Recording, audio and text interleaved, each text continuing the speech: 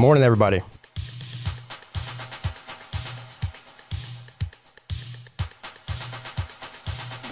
Happy Monday.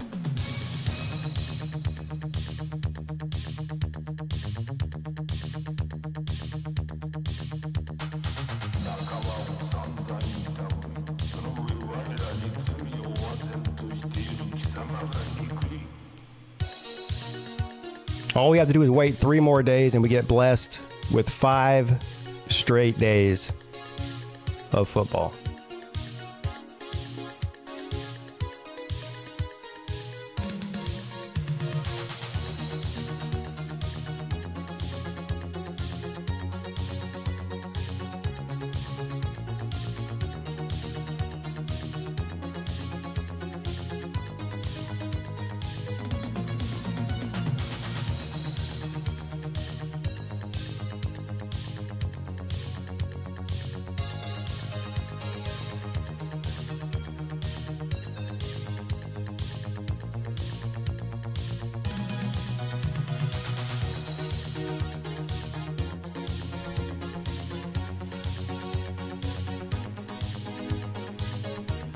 We had a lot of fun on Saturday, or at least I did. I can't speak for the viewers.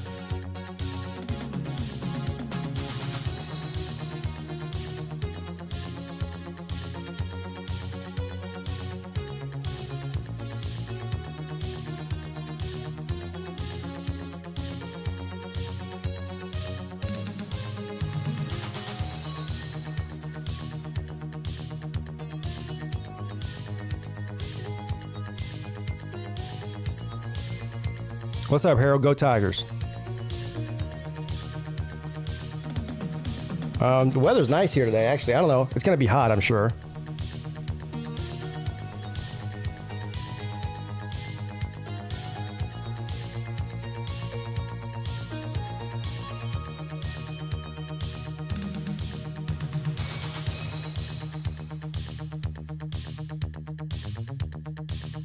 All right. Yeah, exactly 1 week away from Clemson football and the end of Duke's season. And the end of the nonsense talk that Duke is going to beat Clemson. So, anyway, what's up, everybody?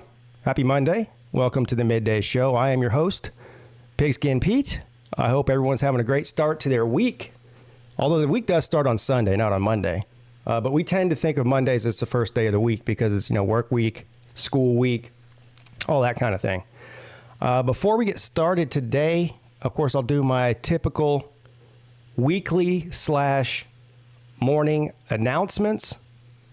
Then we will read a little bit of news. I'm going to try to keep it sports news if I can. We'll run through the sports section, see if there's any interesting stuff about college football in the news there, whether it's from this last weekend or this coming week. And I'll announce my schedule for streaming again. We'll look at some of the games that we will be watching over the next 7 days or so. But of course, before that, many of you heard and saw my community post that I made yesterday. Joey Foster texted me yesterday afternoon and let me know that he had set up a GoFundMe page for our boy Traveling Fools. I'm sure all of you have heard by now that he suffered a tragic loss of his son a few days ago. And, anyone who's ever had to deal with funeral costs and all that kind of thing, it's ridiculous. It's a ridiculous thing. But the same thing when a few months ago, whenever Golden Blue Dude passed away, his family did the same thing. And I think they exceeded their limit. I think their goal was $15,000. Actually, Golden Blue Dude's one of his brothers. When I went to the wake, I didn't make it to the funeral. I went with Raj, but his brother was telling us that just the wake and the funeral service, which was right there at the funeral home, that was $15,000. That in the casket. That didn't even include a headstone. So he said the headstone was another couple $1,000s. So that's $17,000 for just a basic service and burial. So anyway, what I'm getting at here is I believe that I went on the GoFundMe yesterday and made a donation from the Peetes. I know several other people did too. But yesterday, I'm sorry. I checked it this morning. And it was up over $2,000, but it's still a long way to go. So I'm going to continue to mention it until the goal is reached.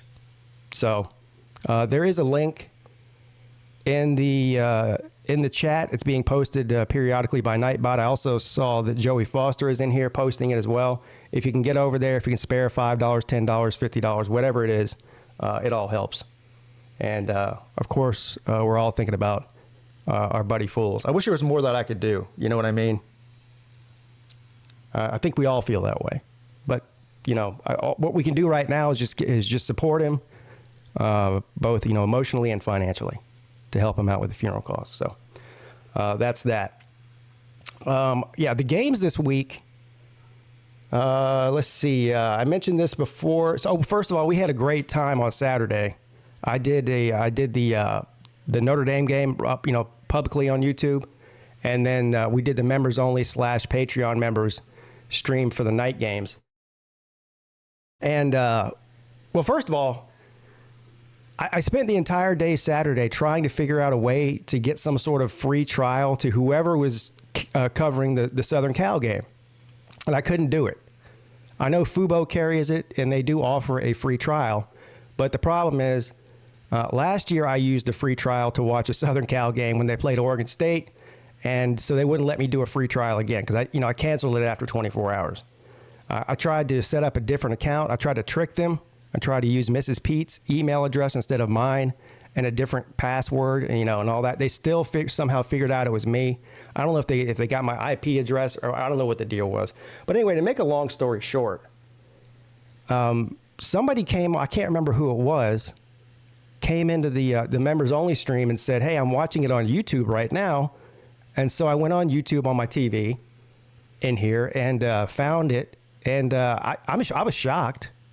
Usually when you have those kind of streams, these people put up these streams of these games, which is you can't do. I mean, they'll shut your YouTube channel right down, but people do it anyway. But anyway, so I figured it might last 10 to 15 or 20 minutes at the most before it got flagged and taken down. We watched the whole game. And it worked out perfectly, too, because the Vanderbilt and Hawaii game was, rain delayed for like an hour and a half or something. Like an hour and a half. It didn't start till, almost 2 hours. It didn't start till 10 after 9. Didn't end till almost 1 a.m.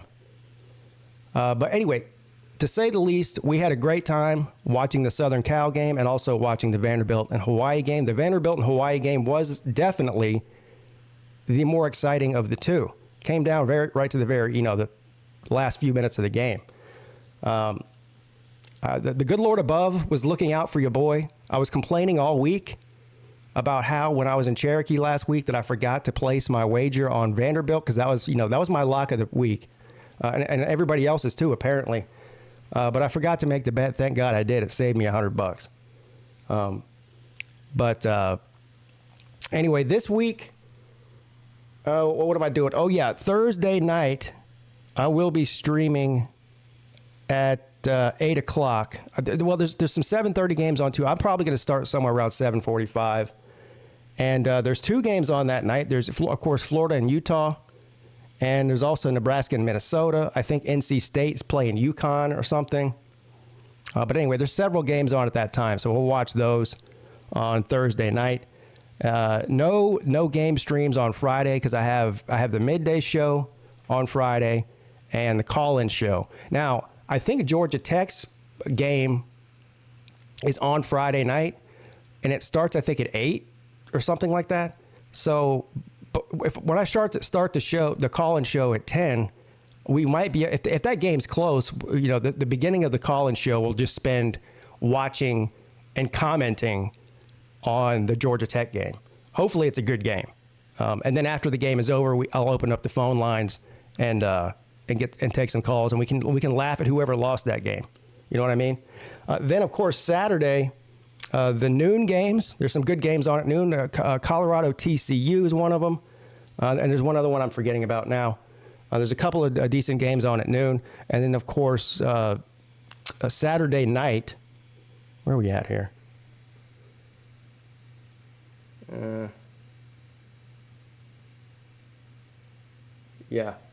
Saturday night at 7:30. That's going to be the Patreon / members only, and there's a couple of good games on Saturday night as well. So if you want to be a part of that, of course, if you easily become a member of the channel, there's a link in the description to do that. And also, if you head over to the Patreon page, anybody on the Patreon page or the YouTube member section, all get access to the private streams. And thank God last week we got all the bugs worked out. I had an issue with posting the link over there because I'm an idiot on the Patreon page. We got it all figured out, so there shouldn't be any issues this Saturday. And that'll be it. Oh, no, but that's not it. I lied. I'm not streaming the Florida State game in LSU on Sunday. Sunday will be my day of rest after all that streaming on Saturday and to hang out with Mrs. Peete. But Monday, don't forget, Monday night, Clemson at Duke. I'll be live for that. So there you go. Lots of fun coming up. Looking forward to it. Let's see who's in the chat here real quick.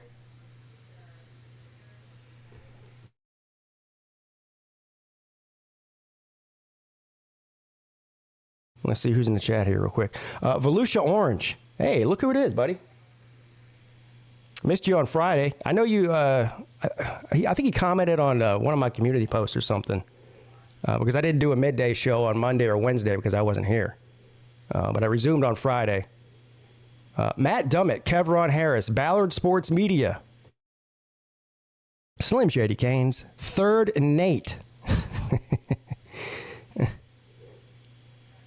That's almost better than Nate the Great. Third and Nate.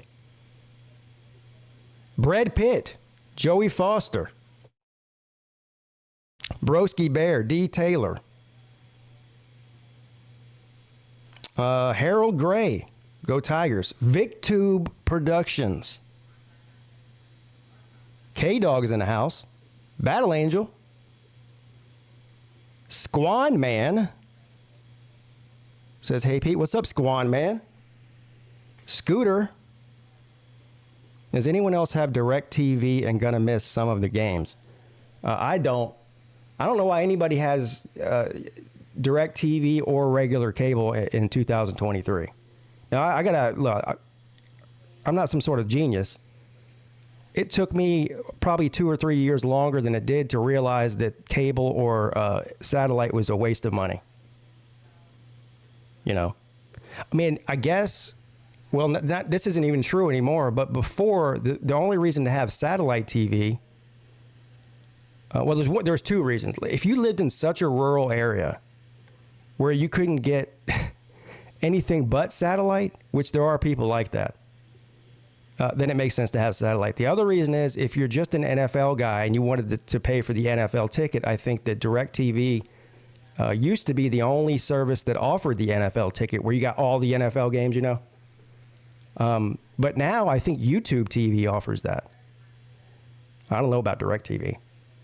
But at this point, there's 3 or 4 streaming services out there. If you have a smart TV, which if you don't have a smart TV in 2023, then I don't know. I can't help you. You probably can't help yourself because they're cheap as shit now. But there's 3 or 4 good streaming services out there that carry pretty much anything you're ever going to want to see.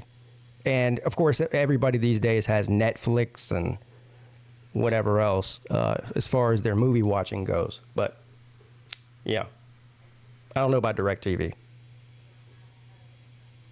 The Nature Boy, Goose Sports,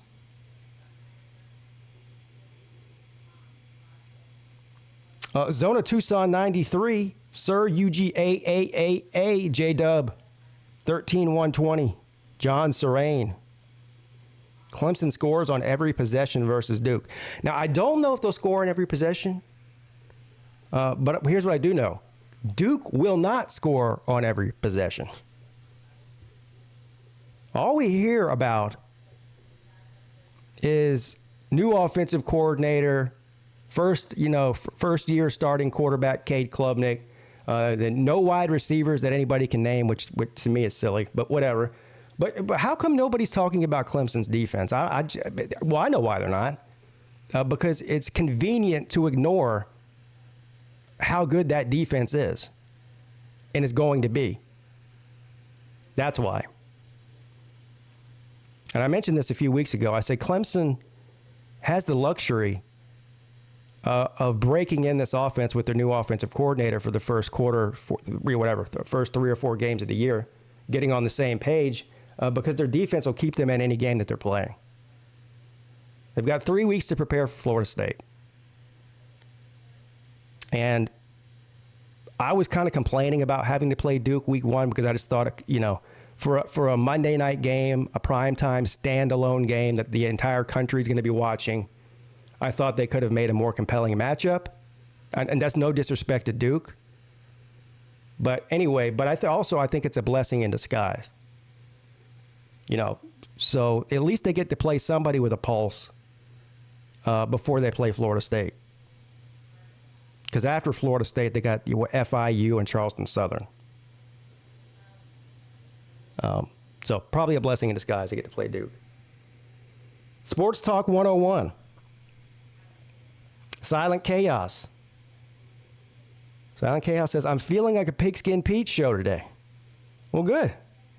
Me too.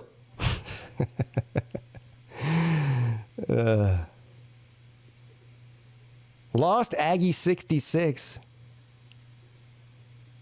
Howdy, Pete. And of course, cheers to the chat. Yes, of course. The Uncle Lou. He's still on the Clemson's going to lose 3 games train. We'll see about that. All right. Let's see if we can rustle up some sports news here.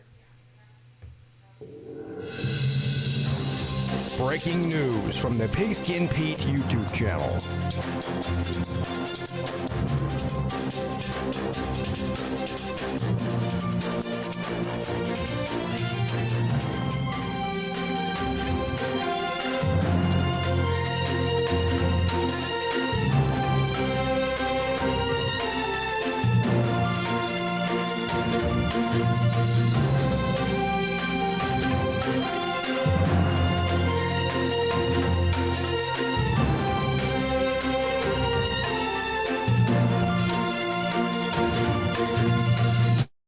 Apparently, the Gato was feeling like a Pigskin Pete show today. What are you doing, Gato? She doesn't usually come in here whenever I'm streaming. That's how bored she is. All right, let's see what we got here. Oh, well, we'll see if there's anything written on it. But let's talk a little bit about what we saw on Saturday. Particularly, well, there's 3 teams. Well, the only 3 games that were even worth watching, okay? I'll put it that way. Notre Dame and Navy. I still see people saying, well, you didn't learn anything about Notre Dame because they played against Navy. I mean, these are the same people that were talking about how they were going to struggle with Navy 2 hours prior to the game, and then after they get you mop the floor with them and embarrass them and run them off the field, then it's, oh, well, you didn't learn anything about them because it's just Navy. Well, which one is it? You know, I mean, they did what they're supposed to do against a team like Navy. That's what great teams do. And am I saying that Notre Dame is great? I don't know. It's the long season. But all the question marks about what their offense is going to look like. First of all, how nasty is that run game? They've got 3 legit running backs, and I forget what that guy's name is, that number 7, but he's going to be a problem for anybody that they play. And of course, Sam Hartman does Sam Hartman things. That really shouldn't be a shocker to anybody either. And defensively, I think they held up pretty well. Now, my only complaint was, well, not pretty well. I mean, hell, they shut them down pretty much. My only complaint was, I don't know what Navy was doing with that quarterback situation. They've got 2 quarterbacks, right? That's what we heard all offseason from the Navy coaching staff. Is that we've got 2 quarterbacks. We're going to play them both a lot, like almost like a 2 quarterback system, right? Well, the guy, the starter, he comes in wearing a leg brace. He looked fine in the beginning of the game. Then he goes down and lands on his knee weird. As soon as it happened in live time, I said, he landed weird on that. Well, sure enough, 5 minutes later, he's on the ground holding his knee. They come out there. They help him off the field. They take him on the sideline. I don't know. They took the old brace off and put a new brace on it. And in the meantime, while he's off the field getting looked at, they bring the other quarterback in. He drives all the way down the field, like into the red zone. No problem. Then they bring the guy in with the hurt knee for the remainder of the game. It's clear with anybody with a pair of eyeballs could see that he could not move 100%. In a triple option system, the quarterback being able to move around is imperative. I mean, otherwise, it's a double option. If the quarterback can't run, forget it. It's not triple option anymore. It's single or double option. And shit, he couldn't pass to save his life. So they didn't have to worry about him throwing the ball down the field because he couldn't hit the broadside of a barn. Now they didn't have to worry about him running the ball because he was only about 50%.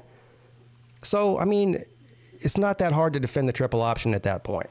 I don't know why they didn't bring that other guy that was completely healthy. But anyway, I'm buying in on the Notre Dame hype. That's what I think I'm getting at in a long-winded way. And then, of course, where are we at here? And then, of course, Southern California game.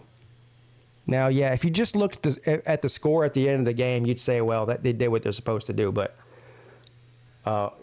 man, they how many rushing? They gave up almost 300 yards rushing in that game against San Jose State,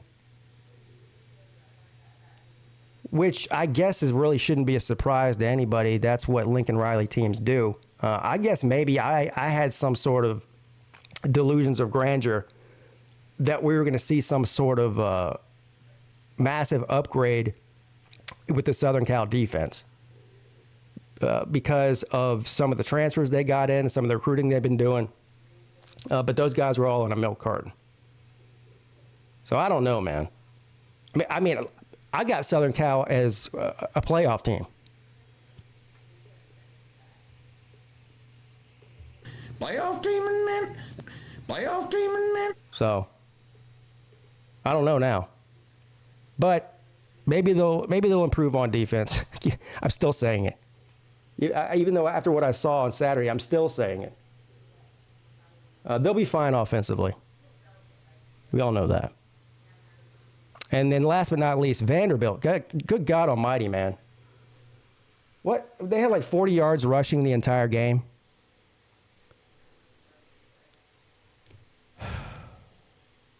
I take back what I said about Vanderbilt.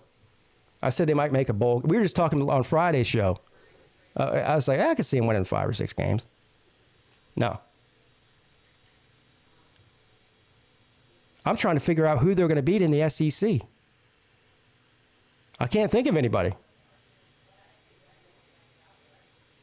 Probably going to lose to Wake Forest, too. If they play anything like they played on Saturday night, they won't beat Wake Forest either. Speaking of Sam Hartman and Notre Dame, let's see what they got to say about this here.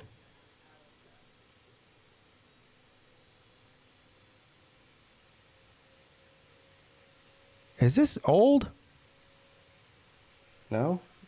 Then why are they talking like it's a past tense? Playing his part in everything it entails on the field and on and off the field is something that doesn't seem a big deal for Notre Dame quarterback Sam Hartman. Sam Hartman is older than like 30% of the NFL. You know, he's like the new Stetson Bennett. He gets it. He gets that if he plays well, he's a story. He gets that if he doesn't play well, he's a story. He gets that if Notre Dame wins, he's a story. He gets that if Notre Dame loses, well, what happens next may still be a few weeks away. All right. Oh, yeah. Okay. Is this like a Sam Hartman documentary, or we talk about the football game here?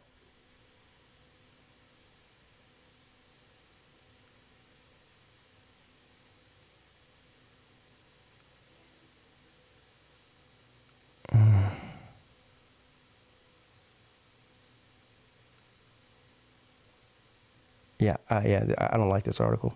Sorry. Got no interest in it.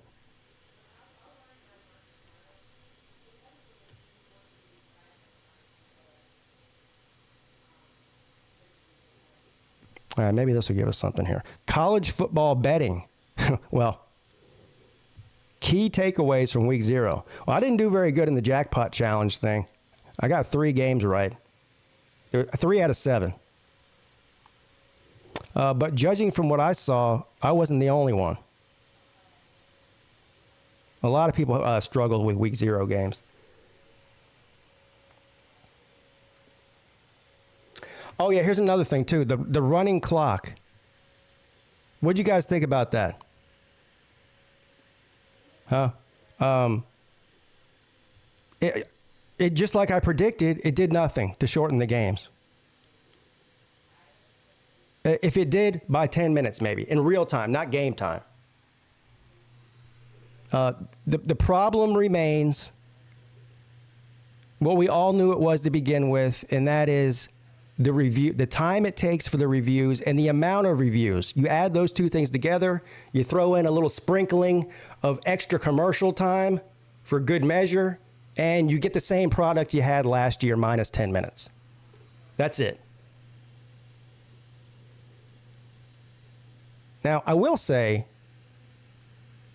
it did seem to make the offenses try to play faster, right? Because they didn't have the stop clock, where they couldn't stand around for 30 seconds and, huddle up and all that. They were concerned about time, so they hustled up to the line, in situations that normally wouldn't. So the game did move faster in that respect. It didn't shorten the game, though. So both things can be true, right? The game moved faster as far as when they were actually playing, but it didn't make the game necessarily shorter in real time. They just filled in that time with more commercials. That's all. Which is what we all thought was going to happen anyway. So I guess what I'm getting at here is I'm not opposed to the running clock thing. I like the fact that they're playing faster. I think it makes it more exciting for the viewer and for people like me who are streaming it. If they are moving faster. But again, the trade-off to that is even more commercials and painstaking reviews. There was a lot of focus on the new rule changes leading up to the week and specifically how they would impact totals. As expected, we weren't going to have a definitive answer after a 7-game sample. We saw more unders, 4-3 in the FBS and 3-0 in the FCS, but it appeared to be driven by team identities more than rule changes.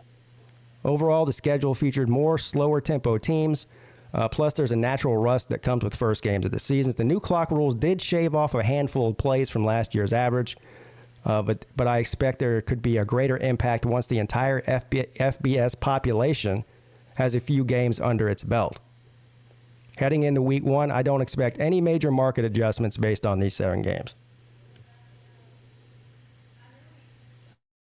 So here's a little, for all you stat guys out there and gals.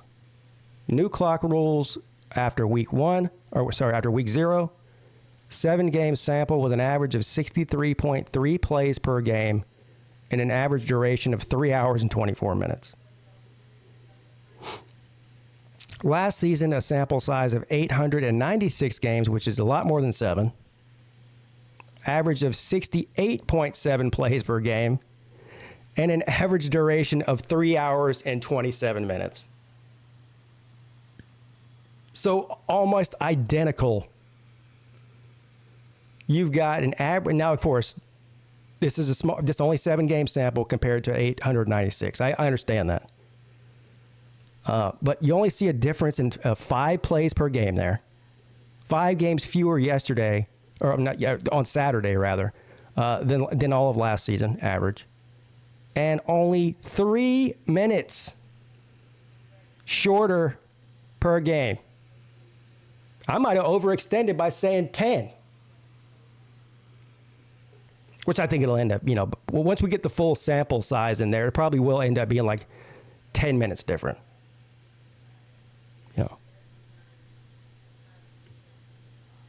So there you go.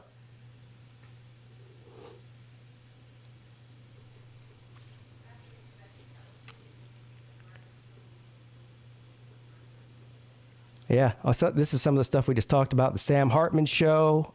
Same old story in Southern California. Hawaii remains hot for bettors. Yeah, I'll tell you what. I mean, did Vanderbilt shit down their leg? Yes, they did. But you got to be impressed with Hawaii. I was. The Rainbow People is what I call them. The Rainbow People came back up Just short on the scoreboard, but it was a win for bettors who held the plus 17 and a half ticket. I bet you Vegas made a killing on that game. I don't know. Maybe they'll tell us in this article, but I'd be willing to bet at least 75 to 80% of the money went on Vanderbilt.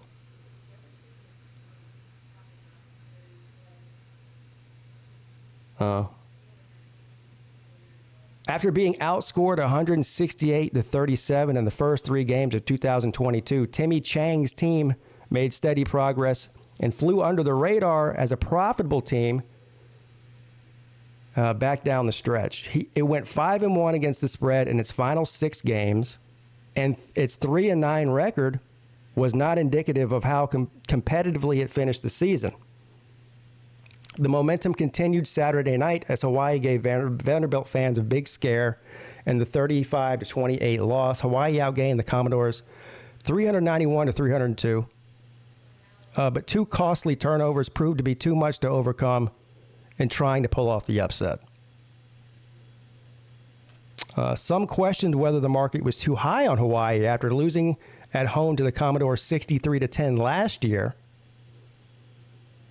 Hawaii now heads back to Honolulu for Week 1 home matchup with Stanford. After opening as a 10.5-point underdog over the summer, Hawaii has shortened that to +4. So based on their performance against Vanderbilt, people are betting on the Rainbow People to the tune that they're only a 4-point underdog now to Stanford this week. That's interesting. Overreaction? I don't know. Maybe.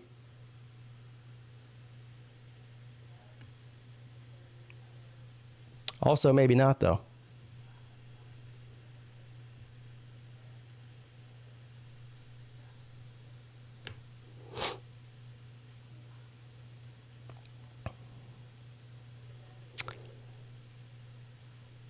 LSU won't have suspended defensive tackle for Florida State, but Kelly tried. Oh, man. Look at that picture. LSU exhausted all options in an attempt to restore the eligibility of defensive tackle Mason Smith for the top 10 showdown against Florida State next weekend, including attempting to schedule a Week 0 game, Coach Brian Kelly said in an interview with Yahoo Sports. He admitted that? The school filed multiple appeals to the NCAA while exploring a way to hurriedly reschedule a non-conference game for this weekend. They were trying to schedule an extra game in Week 0 just for one guy? And admitted it? What? Look down in the bayou. I don't think I've ever heard such a thing. The Tigers play Grambling State in Week 2. Smith would have presumably served his suspension in a Week 0 game and then been eligible against the Seminoles Week 1. Logistically, it did not work out. We looked at all the options out there. Certainly, we wanted to make sure that we examined everything that was possible, Kelly said. We looked at everything. We looked at a Week 0 game to bring in another opponent prior to Florida State. We looked at every imaginable option, but time ran out. That just sounds desperate. What? We're talking about one guy, right? Jesus, man. Get a hold of yourself. That's just embarrassing.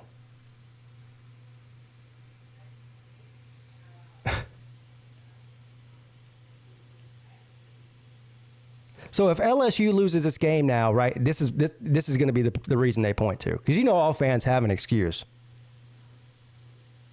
Right? Well, you know, if we would have had Mason Smith. Well, you know, if they would have let us schedule a Week 0 game, Mason Smith would have been back. Wearing his cape.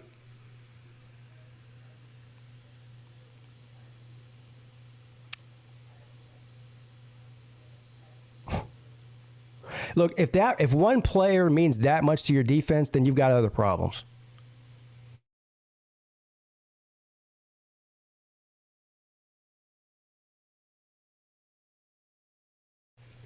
Man. Look, I'm not even necessarily saying that he should have been suspended, right? He's sort of being punished for an old rule so you can debate about that. That's a different thing. Maybe he shouldn't have been suspended in the first place, but he is. So going out there and trying to schedule a week 0 a game against a nobody just so that you can have him the next week is embarrassing.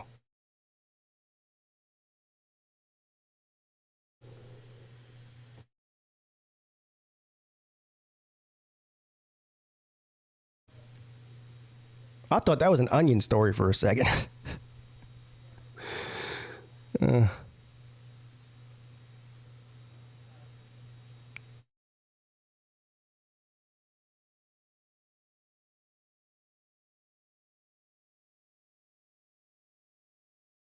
must be listening to me. Look, cut the cable and switch. I was just saying that.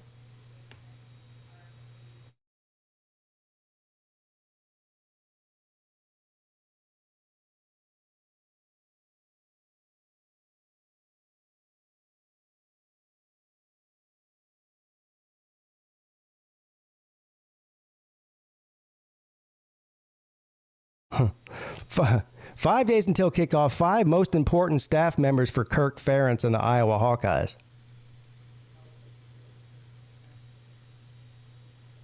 I just saw the other day that they, they're still investigating the whole betting scandal with Iowa and all that. But no fear. What's his son's name? Whatever his name is. His son, the offensive coordinator, was exonerated. Had nothing. He didn't know about it. Had nothing to do with it. So, good news for Iowa Hawkeye fans. He'll be available week 1 to be on the sidelines, so you can watch him get a grand total of 5 yards and 3 points.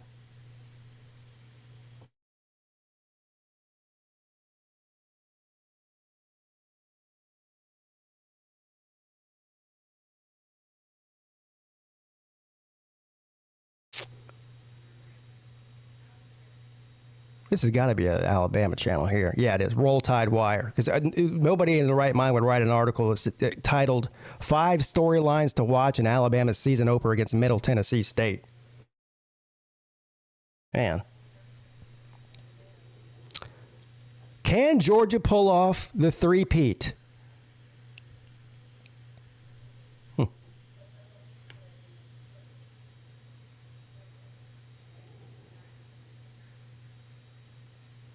Let's see, who is this? Oh, okay, so we got some college football predictions here.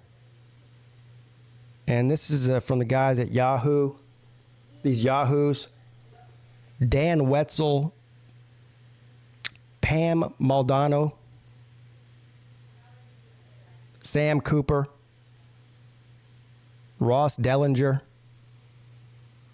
and Nick Bromberg. Heisman predictions. No, not yet. Heisman winner predictions. Dan has Jaden Daniels. Pam has Caleb Williams. Sam has Carson Beck. Ross has Marvin Harrison Jr. And Nick has Caleb Williams.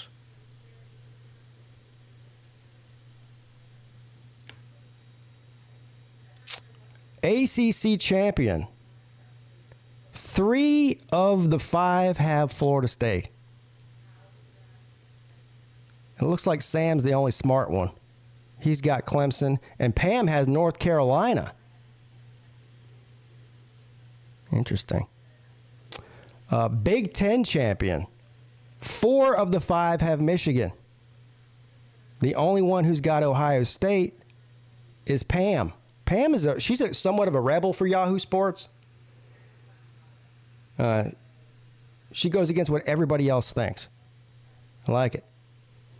Big 12 champion. Interesting. You got 3 for the Longhorns and 2 for Kansas State.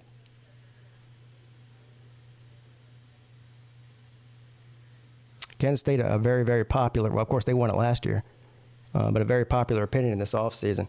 Pac-12 champion, look at this, unanimous. Pam did not go out on a limb here, did she? Like the other ones. They've all got Southern Cal. Utah, the disrespect for Utah is astounding.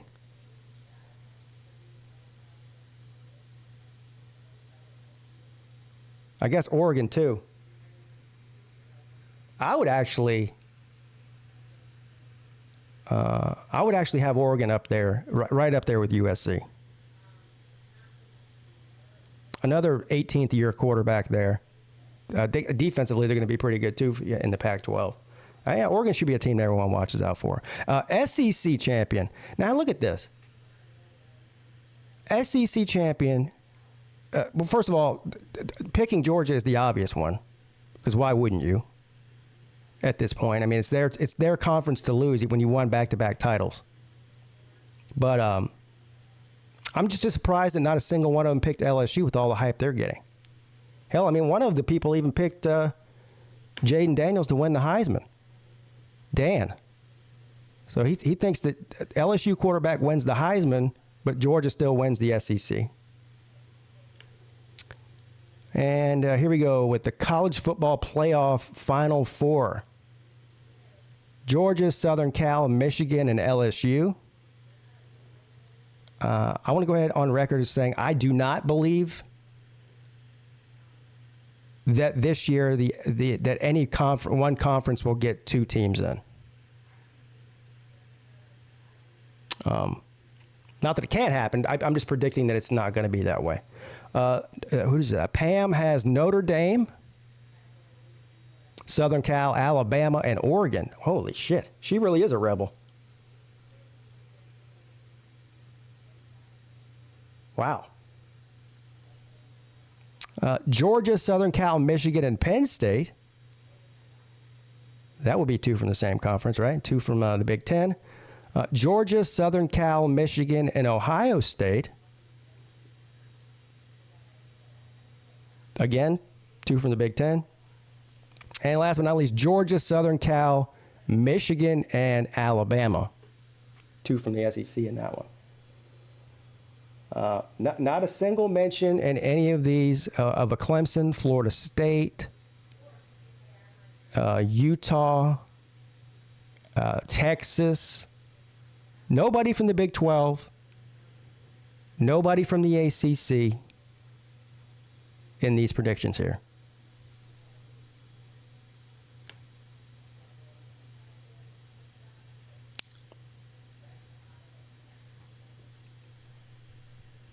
Interesting.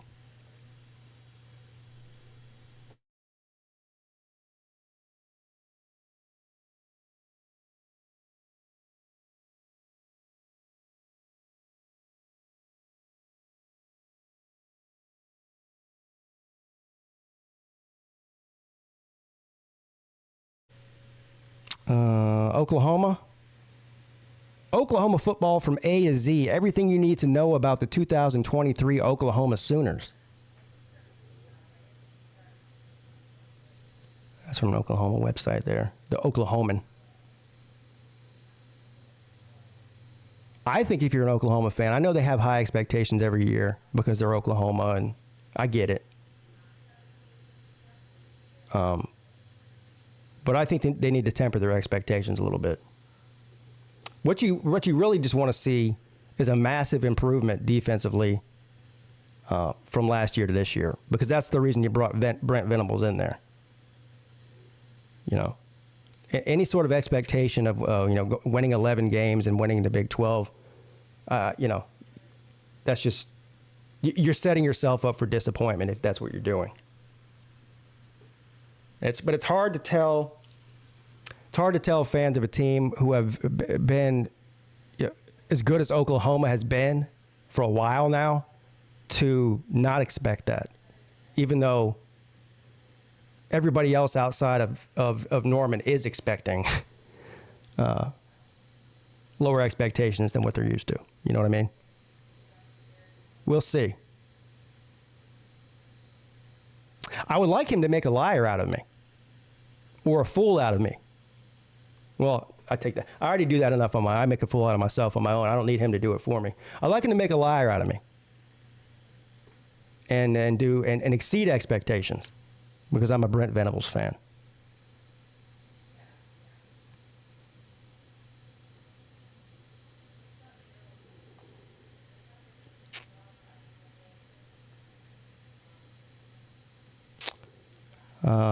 Matt Rule says that college football is better with Deion Sanders. Okay.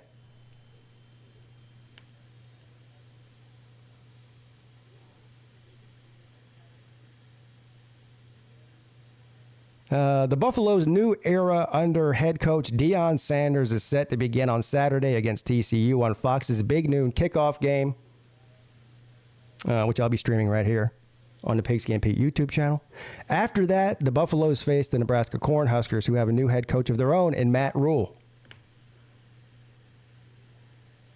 Rule recently discussed what Coach Prime is doing in Boulder and acknowledged that it's good for college football. I'll be honest with you. I've followed it from afar. Well, nobody has to follow it from afar because it's shoved down your throat every 3 seconds. Even people that didn't even know Colorado had a football team know now. Shit. Because they do such a good job of filming everything. Yeah, Deion Sanders is he's like Kanye West. Everywhere he goes, there's a camera in his face. And I think that, I'm not talking about like paparazzi type people. These are his people.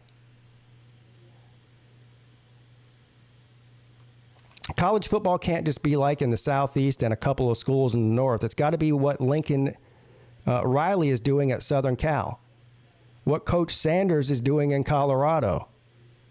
Well, he hasn't done anything in Colorado yet. Hopefully that's what we're doing in the middle of the country. Like, this has to be a nationwide thing. You can tell that Deion and his staff, they're going to recruit relentlessly. Can you tell that? Well, shit. Yeah, I must have missed that. I mean, if you consider transfer portal to be recruiting, then yeah, he's relentless. And they're going to have their team ready to play.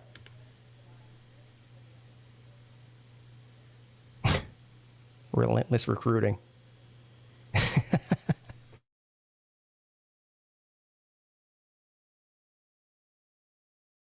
I've heard it all now. What Sanders is doing is certainly unique after he wiped out Colorado's entire coaching staff and brought in too many transfers to count. But it's going to be an exciting experiment to see. Now, I can't agree with that. It's going to be must-see TV for at least the first few weeks. It's like I said, this infatuation with Deion Sanders in Colorado in 2023, it'll be an afterthought if they start out 0-5. No, people won't care anymore. So, now if he wins some games, then it'll continue. But look, I'm intrigued.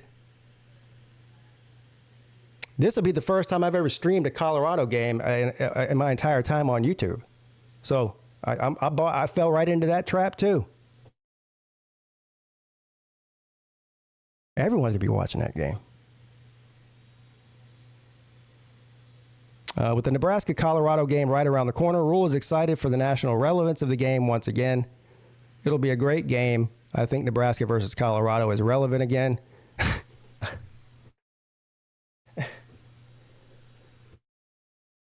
Yeah, I see what he's doing here. He's trying to hype Colorado up so when he beats the absolute tar out of him, it makes him look better. That's exactly what's going on there. Don't think it's anything else, because it's not.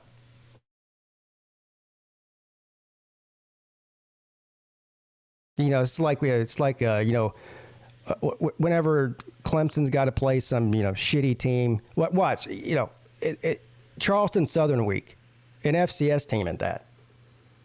He'll get up there in the week leading up to that game, oh man, Charleston Southern's got some real good players on their team, that number 4, he really can hurt you with his legs and blah, blah, blah. It's like, man, shut up.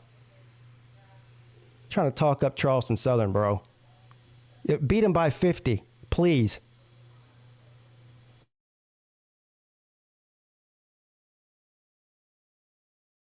All coaches do that too, not just Dabo.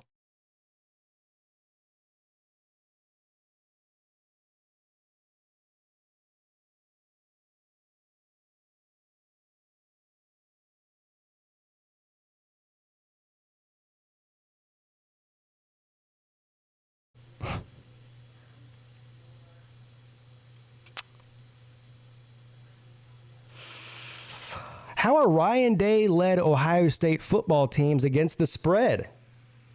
Well, I think they're pretty good.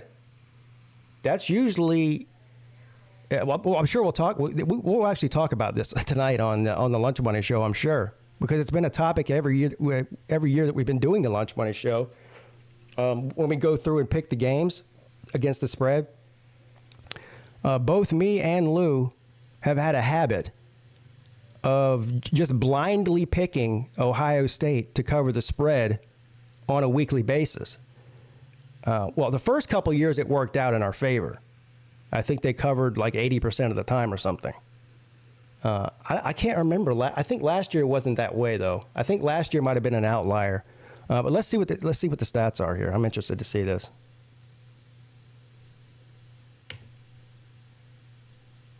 I can't tell you how much money I've actually won in real money, not just picking, betting on Ohio State. As much as I hate Ohio State, I love money more. So,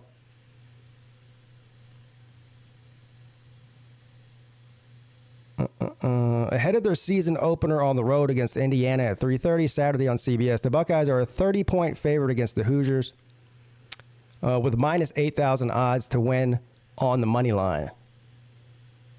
So don't bet on the money line, folks. That's just stupid. You're throwing your money away. Well, unless you're betting on Indiana on the money line. Well, which I wouldn't do that either. That's probably throwing money away too.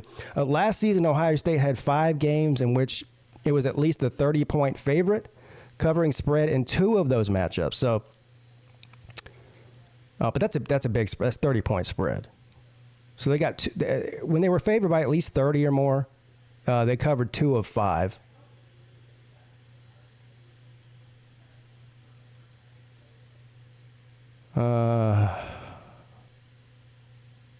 Let's see here. How's Ohio State with Ryan Day against the spread? Yeah, tell us. All right, starting with Ohio State's 77-31 2018 season opening win against Oregon State, in which the Buckeyes covered the 40-point spread. Day's teams have covered 28 of 51 games where there has been where he's been the head coach. All right, so I wonder how many of those were last year, because, well, there's still more than 50%. Right? 28 is more than half of 51. So he covers more than he doesn't over the span of his coaching tenure at Ohio State. I feel like some years where he covered more than others, though. I'm sure he did. See, look, after the Buckeyes covered 11 of their first 17 games under Day in 2018 and 2019, the Ohio State coach has been even on spreads ever since. So he was winning a high percentage or covering a high percentage of games his first couple of years, and then ever since then he's been even. In each of the last 2 seasons, Ohio State has finished with a 6-6-1 record against the spread after a 4-4 finish in 2020. Yeah. Yeah.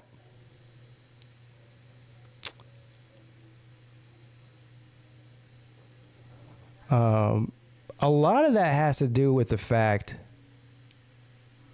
that a lot of Ohio State's games up until probably now, we might, things go back and forth because they base these spreads in Vegas off of public perception. The whole point is to try to get people to bet, right? And Ohio State for those, few years there was just destroying their lesser opponents on a weekly basis.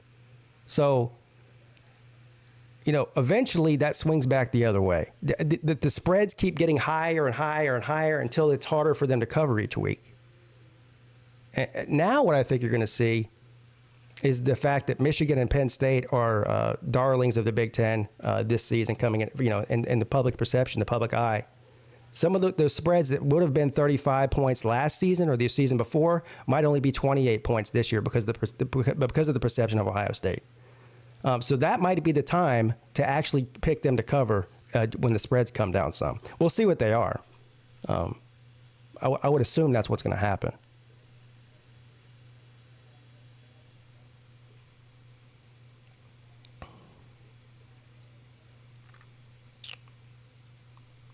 To see, of Day's 51 games, Ohio State has been at least a 3-touchdown favorite in 23 times, covering the spread 14 of those times. So that's pretty good. 14 of 23, I'll take it.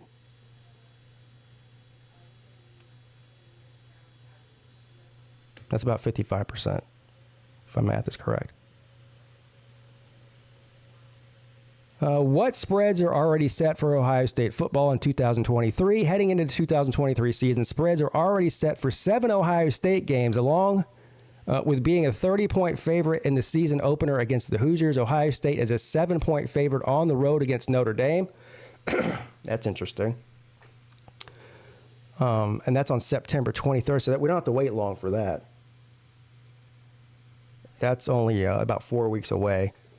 A 10-point favorite for its home matchup with Penn State on October 21st. And a 9.5-point favorite on the road against Wisconsin on October 28th. So, none of those are big spreads, comparatively to what they normally are. There you go.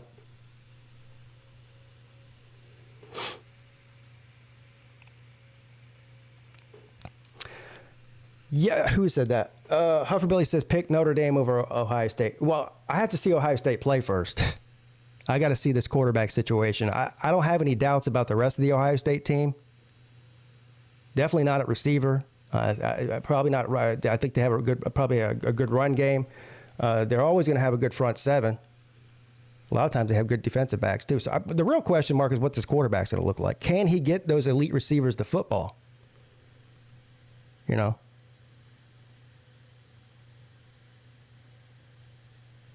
I wouldn't just go ahead and pencil in Notre Dame as a winner there yet.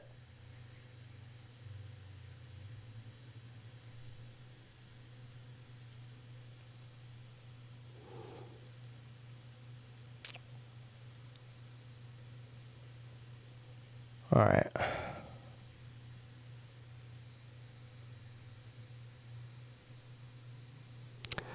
All right, that's going to do it for the news today. Let's go ahead and see who we got here on the line. Hey, welcome to the Midday Show. What's up? What's up? How y'all doing? This fine evening, morning, whatever. I'm alive. And that's good. That's 90% of it. Yup.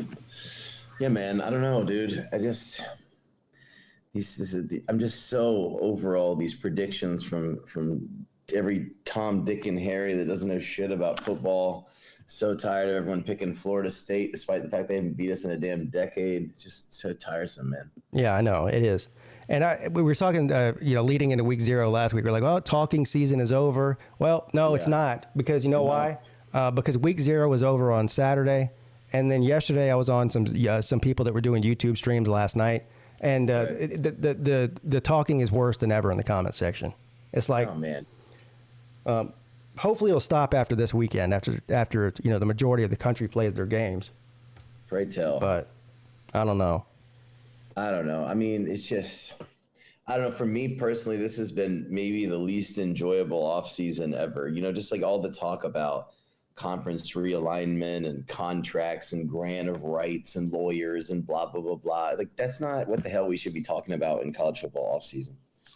Rule changes and playoff expansion and betting scandals and that. Like, what is the good story this offseason been to get me more excited about college football? Everything has been either depressing or stupid. Yeah, it's been dominated by the conference realignment talk too. Which is, again, another can of worms. I hate that shit. Like, right. Well, I mean, unfortunately, until we're down to 2 conferences, that's what it's going to be. Yeah, no, you're right. It's just depressing. Well, right before the show today, I was on Twitter. Yeah. X. I mean X. Yeah, I'm still going to call it Twitter. Yeah. Sorry. That's what everybody else. Dumbest rebrand in history. Yeah. Go ahead. I don't care what it's called. I'm calling it Twitter. But anyway, I was on there and I was scrolling through, and of course, somebody posted a screenshot. You know what TigerNet is, right? Yeah. Yeah. Yeah. Well, I don't go on there. It's right. Because it's full of idiots. But yeah, well, I just go in there to get the news. I don't go in about the program. I'm talking about like the message board. Oh yeah, no. Yeah, the message board. And this is, look, I don't know. Every team has a message board like this. I don't know. There's like 75 or 80,000 people on that message board. Right. So it's, it's basically the entire Clemson fan base, and 75% of the people that post on there are idiots. But anyway, this guy posted this long thing about how his buddy, who's a reliable source, inside source for Clemson, says that they're definitely announcing that they're leaving the ACC sometime in the next 4 weeks. They're still going on with this shit. No, that's not a thing. No, it's not. But I just think it's funny. My buddy. So it's like, oh, how'd you find out? Oh, my buddy. Oh, all right. Your buddy Dabo Sweeney? No. Even Dabo doesn't know. It's just funny. No, his buddy's best friends with Dabo's barber's brother-in-law. Right. Yeah. He lives next door to Dabo's plumber or whatever. Yeah. Yeah, no, that's stupid, obviously. I feel like most big fan bases have one of those websites. The Solid Verbal is a podcast I listen to occasionally. It's more of a sort of, it's relatively well informed, but more sort of jocular, kind of off the field kind of stuff, more so than it is on the field. And they do field trips to the craziest message boards like Texags and like the super nutty ones, and get the funniest takes. From message. I used to, when I first started doing this show or this channel, I used to go on it. I had to get off of it because now if you just go there for a lap, I don't really have the ability to read stupid shit like that and not respond to it. So right. What I get, then you get caught in this sort of never-ending back and forth with people on these stupid posts. So I just said, you know what? I haven't been on it in years. Yeah, it's toxic. It's the reason why I don't go on Reddit anymore. I just keep getting banned off of every subreddit because I just can't deal with it. Yeah. Why do you think I'm unsubscribed to almost every Miami Hurricane YouTuber? Well, the Miami YouTubers are really stupid by and large, yeah. We've talked about this, yeah. Well, there's more of them than there is really any other fan base. Yeah, like I think the stupid YouTuber per fan per capita for Miami is super high. Yeah. Speaking of Miami YouTubers, have you seen the latest Coach Coop post? He's okay, but what did he say? You know how every year he does a diss rap song? Yeah. Against an opponent? He did one against Miami of Ohio. Yeah. Oh yeah, dude. Bring that heat for the what are they called? The Red Hawks. Yeah. The Red Hawks. Yes, of course. You know, the whole song's about who the real Miami is and this and that. The real Miami. Yeah, it's funny. Well, the Red Hawks quarterback actually said in a press conference that they're going to show us who the real Miami is. Okay. Yeah, I saw that too. What is he doing? I don't know, man. Sometimes this is a once in a lifetime opportunity to get it. Yeah, it's I don't understand why these players give the team that's expected to win bulletin board material. It should be the other way around. Well, theoretically, he's trying to hype his own team up, right? But, yeah, but now all he's doing is pissing off the Miami players. Yeah. You know, it's dumb. Yeah. And it's like, say what you want about that offense, but there's some boys along that defensive line he don't want to piss off. That's a good defensive line. It's like the same thing goes with this Clemson and Duke game. Now, as far as I know, the Duke players haven't said anything. Maybe they have, and I just didn't hear it. But, with the whole, with all the analysts that are picking Duke to beat Clemson, this might have been a sort of a sleepwalk game for the Tigers. But now Duke's on their radar because of all that talk. It backfired. I think you have a whole lot of people look at somebody's record on paper and really overrate the team. Like, Duke was not as good as their record. They just weren't. Yeah. And the same thing also happens in reverse. I agreed with Lou's point a couple years ago when South Carolina had a worse record than they did the year before, but it was a better team. Just the way your schedule works out, it can go either way. Yeah, Hufferbilly says, Pete, you got to go into there knowing what it is for you to have fun. He's talking about TigerNet. Well, here's the other thing, too. I mean, I argue with people enough here every week on my channel and on Twitter and stuff. I can't be adding more places where I go argue with people. I've got to keep my sanity about me somehow. Oh, that's how I keep my sanity, is arguing with people. Yeah, well, that's you, not me. And stop signs and things. Yeah, we know. Anyway, did you get to watch any of the Week 0 games, Volusia? I did not. I almost purposefully didn't. Like, I don't give a shit about UMass, New Mexico State, man. Like, I'm not going to get up at 7 in the morning to watch that. You weren't? Shout out UMass, man. Don't hate on UMass. They were big underdogs. The quarterback, you know who UMass quarterback is, Pete? Who? Tyson Poon. Oh, yeah, I did know that. Yeah. So he played well, huh? I didn't see that game. Yeah, I saw a couple highlights in a pop-up window. Yeah. But yeah. I was flipping between it and the Vandy game. Right. So you weren't interested at all to see what Notre Dame looked like with Hartman, even though they were playing Navy? I assumed they would blow out Navy. I watched the highlights. Like, that's good enough. Like I said, for me, it's a different time. I got to get up at early in the morning on Sunday or whatever morning to watch it. And, like, I'll do that for most of the regular season games, but I'm not going to do that for Navy and Notre Dame in Week 0, no. Yeah. Like, I understand Notre Dame did what Notre Dame was expected to do against Navy, but can we stop with the overreaction to Notre Dame? Well, I think that, them with Sam Hartman could be problematic. Now, it's not problematic just because they crushed Navy, but it could be an issue. It depends. I mean, it's not what I wanted to see in that game. I wanted to see that game be 28-20, but okay. Yeah, but that's just, that hasn't been a realistic score in that game for 30 years. Well, for 10 years, but okay. Yeah, I don't know if it is an overreaction, though. First of all, I mean, if people are just automatically saying now that Notre Dame's going to be a playoff team, that might be an overreaction. But I don't think it's an overreaction to say that they're a better team than they were last year and the year before that. Well, that might be. I mean, they weren't bad last year and the year before that, were they? Not bad, no. I mean, they kicked our ass, didn't they? Yeah.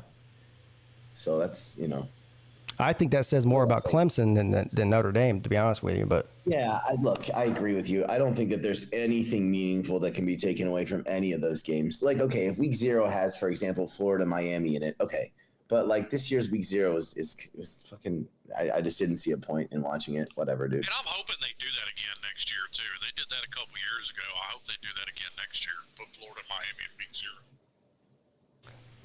But potentially Notre Dame – Even with the 4-team playoff and not having a conference championship game, we've seen them get into playoffs before, and they'll have some highly ranked teams. So they play 3 teams that are currently in the top 10 right now. Now, whether or not they're in the top 10 when they play them, that's a different story. But right now, If they beat USC, us, and Ohio State. Wait a minute.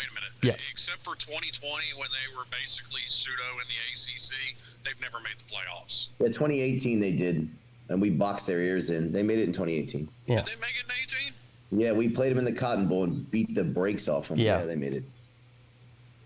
Why am I not remembering that? But if they win 2 of the 3 of those games, they finish 11-1, they'll make the playoffs even without a conference championship game. Maybe, probably, Most likely. probably, yeah.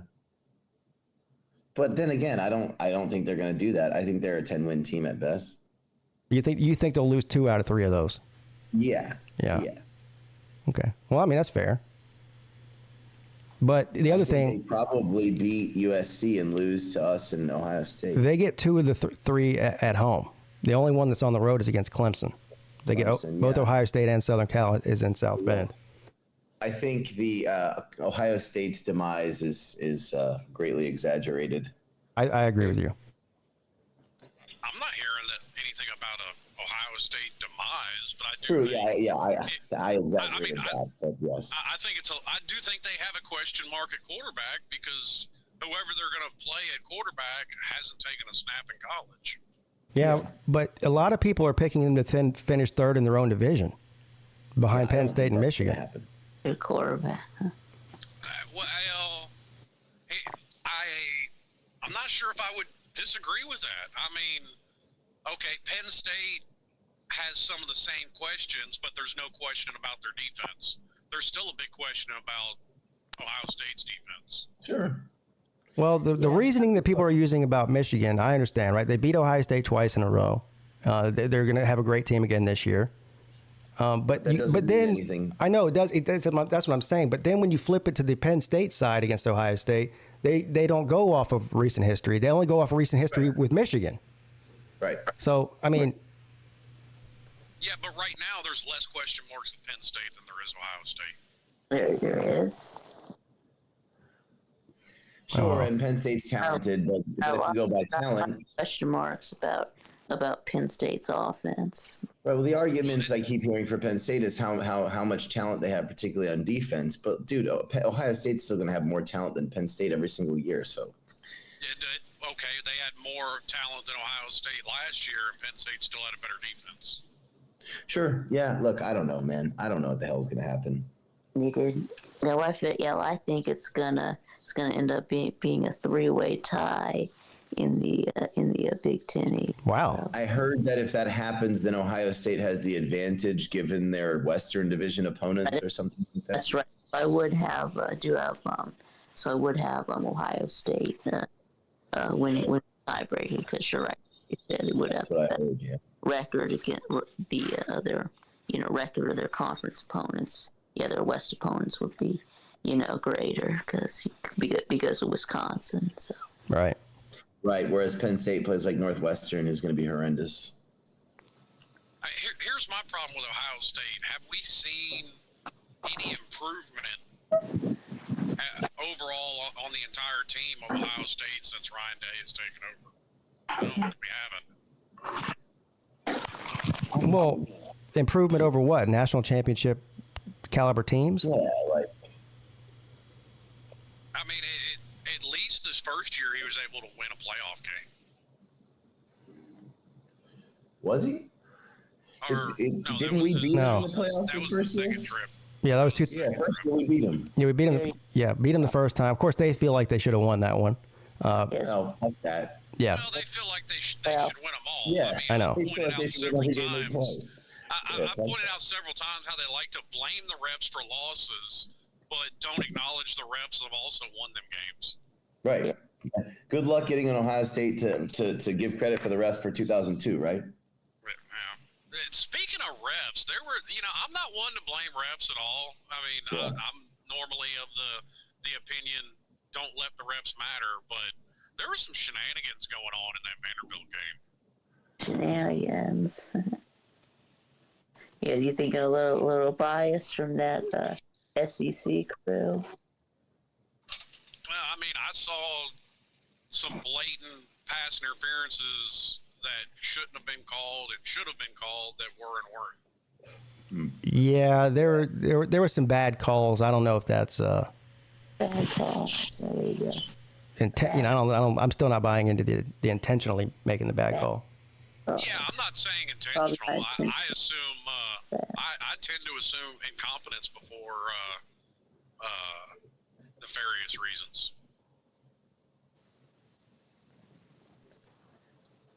Well, I have a question about this whole conference realignment thing, and I heard somebody talking about this. Can't remember who it was, but what they posed was they were using Oklahoma as an example, right? And the context was that Oklahoma, once they moved to the SEC, is no longer going to be a 10, 11 win a year team. They're going to be a 7, 8 win a year team, right? On a good year, they might win 9 or 10. Right, yeah. The question then becomes, what does your average, or maybe even slightly more involved than average, college football fan want to see when they go to their stadium on a Saturday, right? Like, what do they want to see? They want to go out and they want to have a good time with the fans, okay? And they want to see their team win, right? Now, they don't want 11 games against Little Sisters of the Poor, but they're not getting that now, right? They want to see their team go out, win most of the games they play, and play against some of their local rivals and beat their rivals, right? And then they want a chance to go to some nearby games for maybe an away game or two if they have the time, right? Right. So what the hell is, like, why do we need Oklahoma at Kentucky? That goes, obviously the most egregious example is the 4 West Coast teams now have no close games they can go to at all. And they're playing against teams that they've never given a shit about ever. You know what I'm saying? So that's sort of my biggest issue with realignment, right? Like, if I'm an Oklahoma fan, why the hell do I want to go to the SEC? Why? So I can lose 3 more games a year than I'm used to losing? Like, no, man, fuck that. Because money matters above all, or so I've been told. Money Right. But I'm saying if I'm a fan, not if I'm an administrator or whatever. If I'm a fan, like, why do I want that? No. The argument that was made to me is money determines who's going to win. I mean, yes and no. I mean, kind of. it doesn't determine who's going to win. It certainly helps. Yep. Well, Money I don't talks. disagree that it helps, but at the end of the day, and nobody's, at least in my opinion, has come up with a satisfactory answer to this. If it's all about money, why hasn't Texas and Texas A&M won every national title since the beginning of time and forevermore? Well, It's not Nobody all has about more money. money Not than just them. about money. it's not just about money, but in order to have a program that can consistently compete for championships, the money does have to be there. The resources have to be there. This is going to continue to be more and more the case as with the NIL and with the facility wars and everything. The arms race in facilities and all this kind of shit is going to make it worse. Yeah, but the law of diminishing returns kicks in at some point. There's There's only so much facilities you can have. There's only so big a weight room you can have. Yeah. I mean, well, to answer Volusia's question, they don't care about what the fans want. That's clear. But of course. Right. It's not No. about us. Yeah. What they want, I'm lamenting that fact. yeah, okay. What they want is national eyeballs on the TV screen. They could give 2 shits if there's 1 person in that stadium or 100 million. They don't care.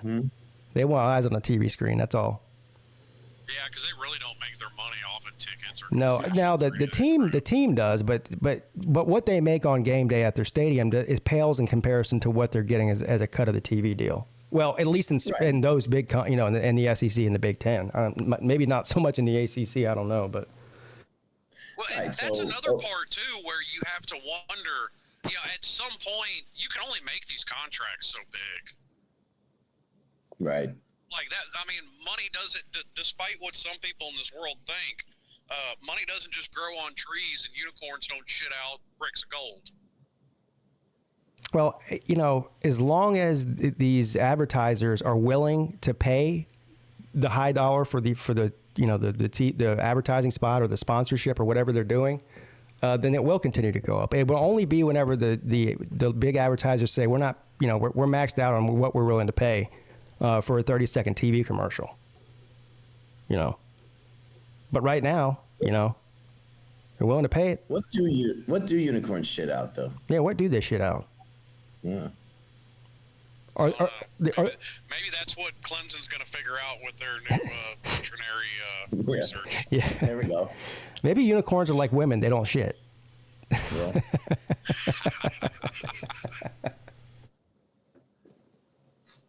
Sooner Man says Skittles. Yeah, that does make sense. Yeah. That makes sense. What's up, Timothy? The rest of us. Vandy had over 21,000 at the Hawaii game. No, they didn't. I watched it. There was more people watching my live stream than were at that game, and I only had like 30 people in there. Dude. Oh my God. Yeah. Well, they're just making it so that going to games isn't that much of a thing anymore, right? No. Well, no. So the Vanderbilt game in particular, there was a weather delay, so they, Oh, right. they wouldn't have had that many people there anyway. But half of the people that would have went probably just went home instead of waiting. And that stadium's under construction. Did you see it? Oh yeah. Oh my God. They Like the cranes holding up the scoreboard. Yeah, they had a crane holding up the scoreboard. It was blowing in the wind. Jesus Christ. It was funny. SEC money, huh? Yeah. Supposedly they're dumping $400 million into their facilities and stadium. They should have started building it in December. But When did they start building it? I keep hearing people say that, but do we know when they started? June Maybe they got some shitty contractors that didn't finish on time or something. started it, as soon as the season ended. Well, here's the problem with Tennessee geographically and trying to do any kind of construction work in that time of year. Like snow and shit you can deal with. I mean, people up north deal with it all the time. Unfortunately, Tennessee is just far enough south where we get the snow, but then all the shit melts and turns into ice overnight every single time. Well, Vandy We Dandy have such a bad problem with ice. Vandy Dandy says they started back in January. Well, damn, they did get bad contractors because it looks like it started like 3 weeks ago. Why is it? It doesn't look like anything is built. Looks like everything's been, torn down, but nothing has been built. I was trying to give them the benefit of the doubt. Damn. So you're telling me that took this long, and they've only torn everything down? I mean, Yeah, Clemson did their big renovations last year, and they started in January and were done by whatever it was, the first or second week of September. By the way, Hawaii, you're welcome for delivering your locker room. Oh yeah, you hear about that, Volusia? yeah, they were. They didn't Hawaii traveled whatever it was 5,000 miles to get to Vanderbilt. 4,300 miles. No locker room. Oh, They had a tent. great. A circus tent. Vanderbilt's in the locker room during a hailstorm before the game, and the Hawaii team's huddled up underneath a tent. Oh, awesome. A tent that I delivered. You're welcome, Hawaii. Oh man. If I had called in that day, you'd have been fucked. Yeah. And they still almost beat Vanderbilt. Shout out to the Rainbow people. Yeah, the Rainbow people. People. The entire team arrived in one clown car.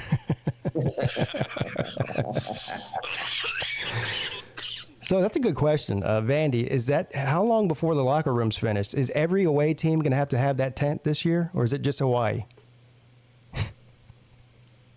He said he can't wait for Georgia to have to sit in that tent. That's just mean. Well, we got some great games coming up this week. What day? I think it's Saturday night. Is that the South Carolina and North Carolina game? I think it is. Yeah. I believe so, because I think game day's there. Game days? Oh, in Charlotte? Really? I think so. Huh. I think I heard somebody say it. I'm surprised they didn't, fall into the Colorado trap and go to Colorado and TCU. Dude, Well, they know better. TCU's 4 touchdown favorites. God. Oh, that actually might be on Fox anyway. So maybe that's why. Yeah, I don't know if this is true, but I've heard that they have finally retired Lee Corso. Well, they brought in Pat McAfee. Maybe that's why. Well, like last year was kind of the transition for him. Well, I hope it's his last year. Really, I like him, but man, he's getting hard to watch. But yeah. Pat McAfee's in there now, and of course they paid him so much money they had to fire David Pollock and. Yeah, I was gonna say. Yeah, they fired. Yeah, Pollock they had to fire a lot of people. Yeah. They didn't fire Desmond though. They still have Desmond, right? Yeah. Thank God they fired Max Kellerman. Well, he wasn't on the game day thing. Right. Yeah, but he was just one of the ESPN fires. Yeah, they fired a bunch of people from ESPN. I'm just talking about game day. They fired like 30 people, right? Yeah. Yeah. But they're paying Pat McAfee a bunch of money. Yeah, Right. yeah. See, I'm not sure if I would have done that. To me, I mean, I get, okay, take the money or whatever. Sounds great. Well, I think the reason they did that because a lot of people are pissed off. Like, it's weird. I don't really understand why. A lot of people don't like McAfee on that show. But the reason that ESPN did it, I actually think it was a pretty smart move because he's one of these people, with his podcast who's got a huge following that will, even if they don't care about college football, they might be just NFL fans or whatever. They're Pat McAfee fans. So they'll watch game day just because he's on it. Yeah, his NFL stuff is better. His NFL stuff. The problem is McAfee's not going to be able to do his show the way he was doing it because it's going to be memoed to death by ESPN. Well, that's true. Part of his show is he says whatever the hell he wants to, and he's not going to be able to do that. Yeah. Well, he still is doing it though. He claims that was written in his contract. Otherwise, he wouldn't have taken the job. That he could continue to do what he was doing. Do whatever he wants to do off of ESPN. Because his show, his podcast is not broadcasting through ESPN. That's an independent deal. Yeah, right. Yeah. Oh, well, I was working under the assumption that his podcast was going to move to ESPN. No, it's not. No. Okay. No. So, I don't know. I like Pat McAfee. I mean, I'm not one of these. I don't watch his show every day, or like a lot of people do. But I do. They put up clips of it on YouTube and stuff, and I'll watch a clip here and there. I don't dislike the guy. I think he's entertaining. Yeah. Yeah. Same. I like him too. Yeah. But with the outfits he wears on game day and his boisterous personality, a lot of people don't like that. I mean, it's basically the opposite of Lee Corso. Yeah, I don't know. I like him quite a bit. I think he adds something. I mean, he does fit with College Game Day in a sense. It's just like, I don't know. I watch College Game. I don't actually really watch College Game Day anymore, I guess. But I watched past tense College Game Day just for more. You got your more in-depth stuff. Less rah-rah, sis boom bob bullshit, and more like actually talking about the players on the field. Which is, I don't know that Pat McAfee actually watches that much college football or knows that much about different. You don't think he does? From what I've seen so far, I believe that he does, and he does talk about college football a lot on his podcast too during the season. It's mostly NFL. Mostly NFL, but he covers college too. I think he does watch college ball. I mean, hell, he was a college player. I mean, yeah. I mean, isn't he he really is your stereotypical shit-talking punter. Yeah. Yeah. Yeah. He's got some funny stories though, and he's one of these guys that has no problem getting on the air and telling all this stuff that the players are not supposed to talk about publicly. You know what I mean? I got sued by Brett Favre. Yeah. Even though that was a stereotype for punters, but Punters' lives matter and shit. He's got some good stories about the partying aspect of the NFL. Trash talk was a stereotype of punters, but well, that's a stereotype for all punters and kickers on football teams that they tend to talk the most shit. Oh yeah. It used to be funny as hell. It like watching Tampa Bay back in the late '90s, right after they got Martin Gramatica. Right. Like he would talk so much shit and then jump behind Warren Sapp. It was funny as hell to watch. Yeah. Was it him or his brother that celebrated an extra point so hard and then like blew out his ACL doing it? It was him. Yeah, he's a fucking idiot. I mean, he was money though. He really was. Yeah. Dramatica.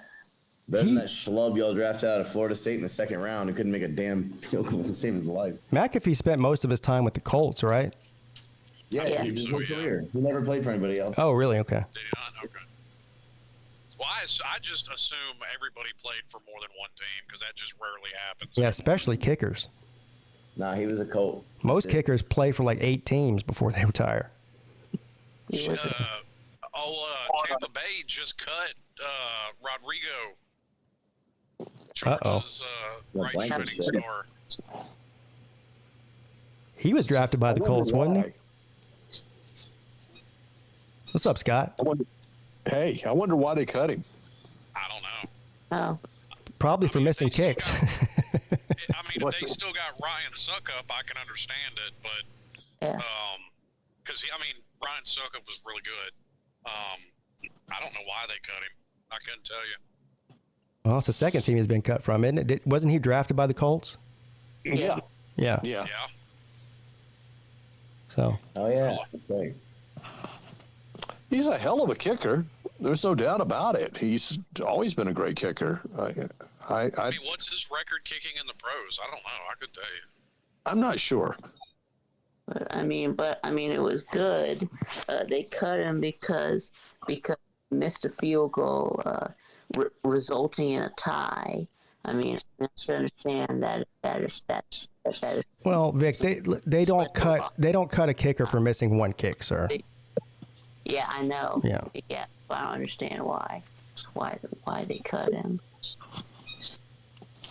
Well, Might have a heroin addiction or something like that. I don't know. Yeah. I mean, coming out of Georgia, it wouldn't surprise me. Yeah, it wouldn't surprise me either. Yeah. Damn it! Oh, yeah. All junkies up there in Georgia. That's why they call them the junkie yard dogs. There you go. He's got 75 speeding tickets in Tampa in 6 months. Damn. so when does Georgia have a game that's worth watching? What week is that? Third game, South Carolina. All right, week 3. I don't know if it was worth watching, but yeah. Yeah, I'm with Vic. I mean, is that really going to be worth watching? Yeah, it will. It's not a cupcake game. I mean, No. or it is. You know. Right, but if Really? it's 48, if it's 48-7 again, then it won't be worth watching. Scott, it's South Carolina. Stop. Oh, I know. I'm giving them a little bit of credit. That's all. Just a tiny bit. You're trying to blow some smoke up the skirt of an SEC team. I get it, but we all know South Carolina's garbage.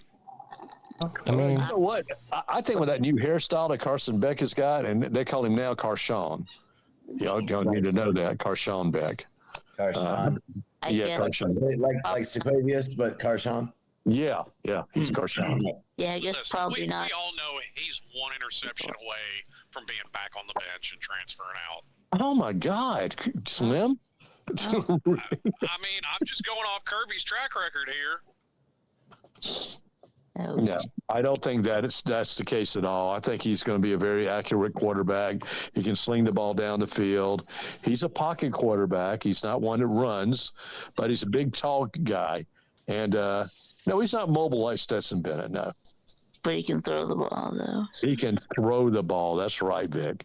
You know, I mean, He's like DJ. So he's like I'm DJ. just Union. saying, I saw a quarterback in a Georgia uniform throw one interception against Arkansas. Next thing you know, he's gone. yeah, that was oh God, what was his name? It was Dewan Mathis. Yeah, Dewan Mathis. That's right. Yeah. But he was actually, but he was actually terrible. Yeah, Dewan was not very good. That's right. Well, the problem Couldn't is, move the problem ball. is you don't know that Our after offense one couldn't interception. move the ball. Our offense couldn't move the ball with him in the game. That's right. Yeah, I mean, yeah. I mean, we were gonna lose if we kept him in. So Right. yeah, I tend to believe that Carson Beck's going to be pretty good. If Stetson Bennett can succeed in that offense, I think that Beck can. Oh my God, yeah. Yeah. I mean, there's too many offensive weapons on Georgia on Georgia's team, especially with the tight ends and the running backs. I mean, even though we have one running back that's out for the season, I mean, we got a corralled running back. So the only real question I think with him is how long is it going to take him to find his stride? Is he going to come right out of the gates hot, or is it going to take him half of the season to do it? He's going to Carson back? Yeah. Carshawn? I think Carshawn will come out slinging. Yeah. He's coming really out. do. I mean, yeah, we play UT Martin and Ball State in the first 2 games, so he's going to come out the gate. Right. The bravery there. Wow, man. Oof. I have a question for you guys. Who do you think is the best college quarterback this season? This, Coming into this season? Well, probably Caleb Williams, probably. I mean, he won the Heisman last year. Yeah, default to the Heisman winner, I guess. Yeah. I don't know. No, I don't think we default to the Heisman winner. Then who do you I'm not think taking is, anything away from. I'm not taking anything away from Caleb Williams, but I mean, we all know that if you have a better quarterback out there that's not in the top 10, he ain't gonna win it. So who do you think is the best quarterback, Slim? Well, Drake May. yeah, I'm going to go Drake May. If it's not Caleb Williams, I'm going to go Drake May. You know why I even asked that question, and I was hoping you say Caleb Williams, is because my company is handling Caleb Williams' podcast. Oh, really? That is big damn money. He does a podcast during the season? Yeah, I guess he does. Yeah, yeah. That's interesting. I mean, it's very LA of him. Yeah, I was going to say. So the next thing that happens is they lose 1 or 2 games, and then he starts shit talking his coaches on the podcast, and follows USC on his Twitter. That's interesting. He has a co-host. I'm not sure who it is, but he's going to have a co-host with him. But yeah, it's one of our biggest podcasts we'll have.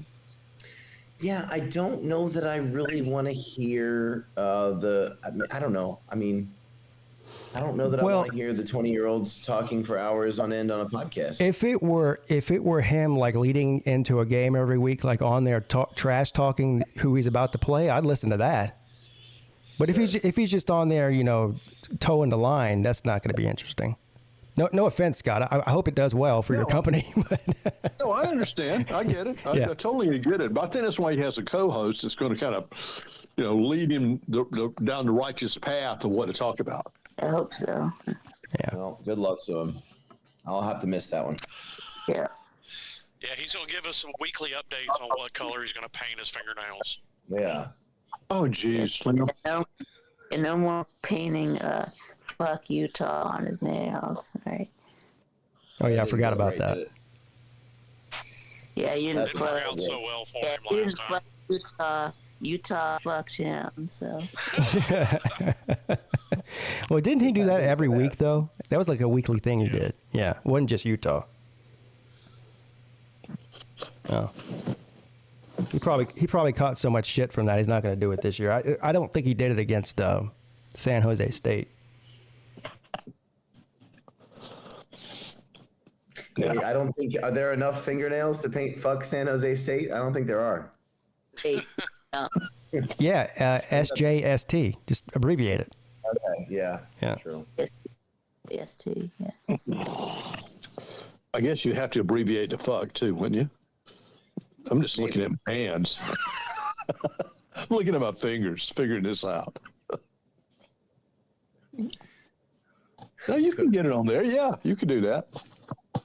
Now, I saw this thing, Colorado, like their practice jerseys have got their Twitter handle or whatever Yeah, on them. I saw that. Do that during the season on their regular uniforms. Yeah, what is the point of that?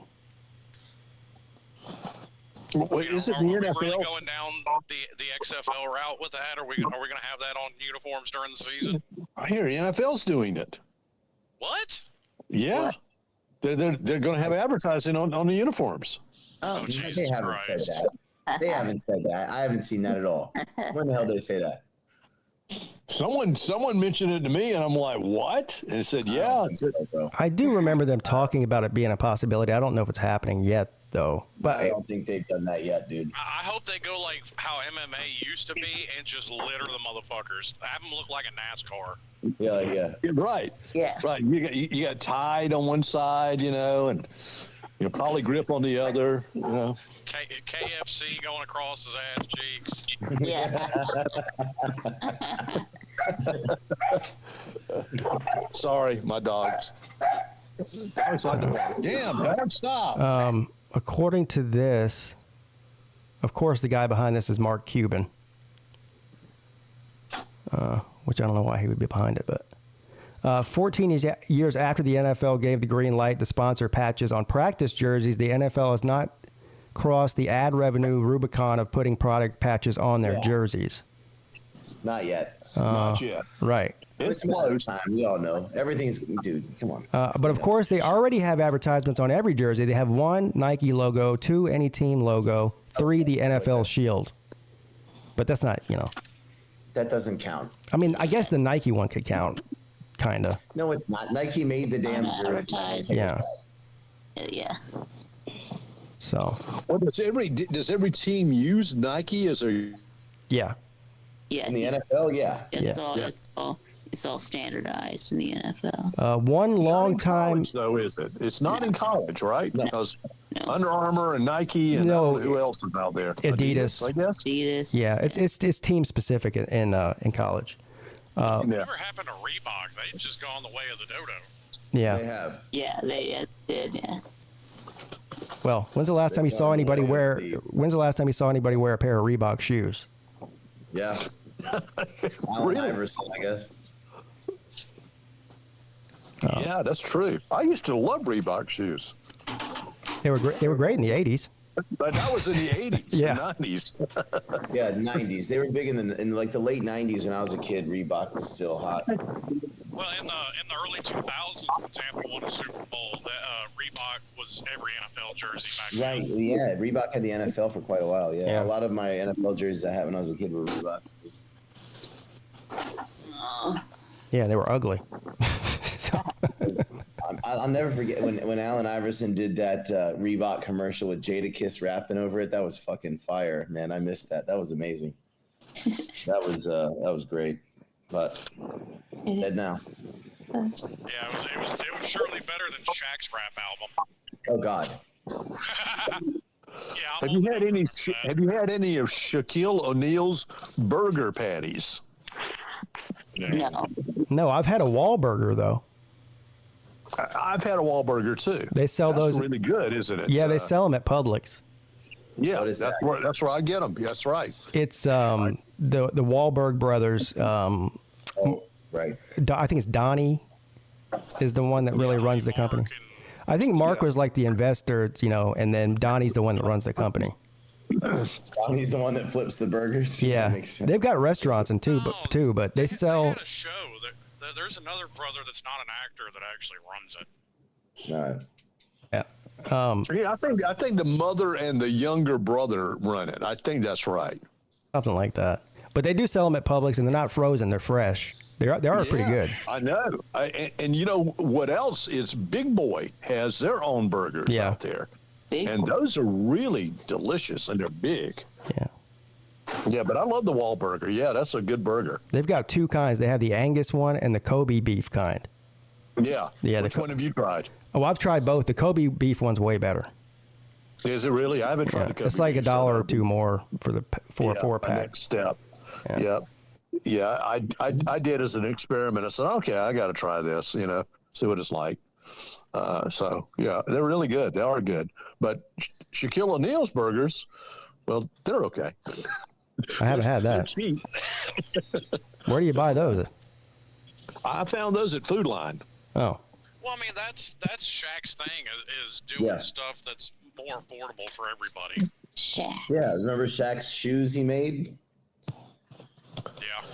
remember he? Listen to him tell that story of the mother that come up and cussed him out about it.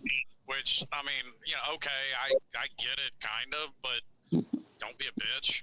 He had that He pizza. had a deal with Payless. Literally, his deal was with Payless. Remember the Pizza Hut pizza, the Shaqzilla or whatever it was? Chacarone. Shakaroni, yeah. Papa John's. Oh, Papa John's. I'm sorry. That's right, because he owns a bunch of Papa John franchises, doesn't he? Yeah, and Five Guys. I actually think he's like a majority investor in it now.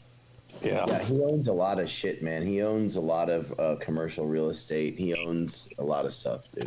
Yeah, he owns the branding rights to like Michael Jackson and Marilyn Monroe and a few other people. Oh, is that right? Wow. Yeah. He owns a ton of shit, dude. According to he's been smart with his money, no doubt. Yeah. Beef Eaters in the chat says he owns 255 Guys franchises. Fuck. Yeah. Good God. Well, he spent his money well. Never having that. Well, Peyton Manning. Good, dude. Peyton Manning used to own every Papa John's franchise in the city of Denver. And then when the Papa John's guy had to resign for saying the N-word, he sold all of them. Yeah. Yeah, well, something tells me Peyton Manning's not struggling to pay his grocery bill either. No, but he's like Brett Favre. He'll whore himself out for any advertisement that they throw money at him for. He's on every. Brett Favre actually needs the money now. Yeah. Yeah. Yeah, Brett Favre. I don't see Brett Favre in too many more copper commercials, you know. Copper Fit and Wrangler Yeah, Copper jeans Fit. and You're never gonna see Brett Favre in another ad again. I promise you. Yeah. oh yeah, you will. No. Yeah, you will. Fuck no. Cutting ties. Nobody wants to do business with him now, though. No, Yeah, he's give done. it 5 years, and people have the attention span of a goldfish.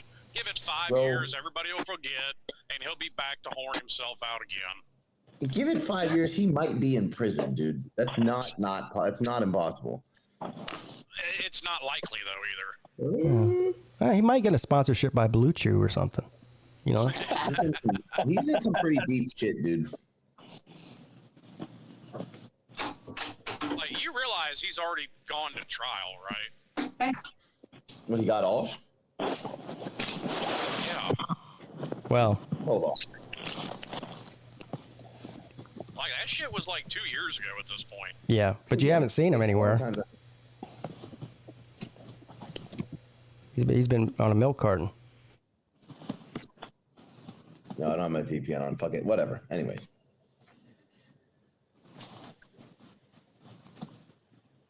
Anyway. I mean, I ain't All right, saying you're so- completely wrong. There's probably other shit that they can go after him for. Yeah. I don't doubt that. Problem is, whether he did it or not, the perception is out there.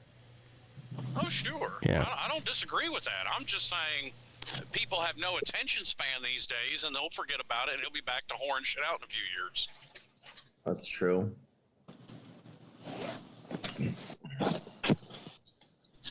Yeah, look, OJ's walking the streets in Vegas, you know. Right? Yeah. Chopped his fucking ex-wife's head off. Yeah, I don't think anybody forgot about that, though. No. I I don't think anyone's forgot about that. No. Yeah, who- kind of hard to miss. Who was the one that recently got caught killing their wife? Famous person. Anyway. So OJ's on pretty active on Twitter. He posts almost every day. He's got millions of followers on there. If you go in every time he posts a video and he's commenting about, you know, somebody getting arrested or something, the comments in the comment section are hilarious. I'm sure. They are. That's the one thing that I think Twitter is good for, is roasting the shit out of people Yeah. who deserve it. Yeah. Yeah. So what do y'all think about Trump turning himself in Georgia? What do y'all think of that whole situation? Mugshot was pretty hilarious. Yeah, it was. Him. Hey, this it really isn't even a hot take because a bunch of people said it before it happened. Yeah. That mugshot just won him the election. Oh no. No. That mugshot just won him the election. no. And that's not even because I hate Biden. People in the middle are going to look at that and go, all right, what the fuck? And really, there's only one don't case think they that's have true. there's only one case where they even have an iceberg's chance in hell of making it stick, and that's the one in Florida. The rest of them are completely frivolous and are just Really? waiting to be dismissed. Interesting. We'll have to see about that. I might be willing to make a bet with you on that in the coming weeks. Not yet. They said he got a $10 million in donations after he released his mugshot. Is that true? Yeah. Sad. Dude, That is They're dumb enough to give him money. And I'm telling you, you Vic, think that's so sad. You think I'm joking? People and dude, there were crowds of people out there waiting on him to come out after he turned himself in. Right. But those are his cult followers. That's not like the majority of. No, it wasn't. Go look at the footage. No, it wasn't. It's Go look at the footage. Really? It's Trump's biggest What am fan. I gonna see? Yeah, it's his biggest fans were out there waiting. Dude, what the fuck? No, you're not. I was actually surprised, to be perfectly honest. Oh. After I saw it. I'm not looking forward to this next election. It's just going to be like so tiresome. A bunch of shit is what it's going to be. Oh yeah. I mean, it's going to be awful. I did see a good bit of the GOP debate. What a bunch of fucking clowns. I didn't watch it. Oh my God, they're all really embarrassing. Yeah. DeSantis is so fucking unlikable. It's ridiculous. Anyway, we'll see what happens. I don't want to comment on it too much just yet. We'll see what. I'm just waiting to see what happens, dude. Of course. Well, first of all, any debate, no matter which side they're on, is embarrassing. That is not a proper format to discuss serious issues. I agree. I mean, here you go. I'm going to ask you like one of the most important questions to our country. You got 20 seconds. Go. It's like, what? Yeah, exactly. Like what actually is helpful, I think, is what's about to happen. Joe Rogan said he's going to have Trump on, so that's a 2-3 hour podcast. See, so that's how the debate should be. I agree. They should be long form. They shouldn't be 20-second clips. You can't really give your position in a serious way in 30 seconds on any issue. No, and you can't have 9 people on the damn stage, bickering at each other. So that's just ridiculous. And that's why I say when I say this election is going to be tiresome, it's just going to be nothing but sound bites, and the commercials are going to be endless, and. I think they should have pre-prepare their statement and give a prepared answer for each question that doesn't involve bickering. You give a 45-second answer to each question, and then they read off the answers, and no one's allowed to interrupt or say anything. Yeah. So when are we gonna have like our Slav election? I think we're supposed to like a Slav election. It's supposed to be like Slim versus Rec Talk, right? Was it? I think Are we still doing that, or? I thought that was supposed to be Traveling Fools, wasn't it? Oh yeah, sorry, Traveling Fools and Rec Talk. Yeah, my bad. I don't know. Fools and yeah, my bad. Yeah. Yeah, I don't know. Well, they need to talk about God and country if they're going to have a debate. Now, full transparency. I don't think Trump is the best person to win. I just think he's going to. I do think that there are better people out there for the job, but. Just is what it is. I'm glad we can agree on that. Yep. Yeah. Well, I got to tell you, who's won me over is RFK Jr. He has been very, very well. He's become a populist like Trump. Yeah, he's what you don't see anymore. He's kind of that old school bulldog Democrat that you don't see much of anymore. He is an old school liberal. He confesses, I'm of the Democratic Party. I am a liberal, but he's of that old school liberal thinking. There you go. Yeah, he's not a progressive. Yeah, he's not. He's not a Marxist as no, nothing like that at all. Like famed noted Marxist Joe Biden. What the fuck? Well, no, I don't think Joe Biden knows where the fuck he is, much less anything else. That's not the point. Joe Biden has a long political career. We're very clear that he's not a Marxist. No, I don't think anybody's claimed him to be a Marxist. I mean, right. he voted, against desegregation. So, I mean, there is that. Yeah. I don't know about all that, but I mean, he voted against desegregation. But okay. Okay. But the desegregation happened in like the 50s. Yeah, I was gonna say he hadn't been in Congress 7 years, though. Like, come on. 1954, right? Was that when Brown versus Ford was? No, Vic. 1954, right? Things weren't desegregated until the late 60s. The Civil Rights Act was 64. Yeah. But he wasn't in Congress in 1964, dude. I know he wasn't. Anyways. Slim's right about that, but desegregation didn't start until late 60s. Yeah. Yeah, because they started integrating schools about that time when I was in high school. Yeah, George started that movement. Yeah. Yeah, George. We all know George did that. I mean, let's, George is many things. Let's give him his credit.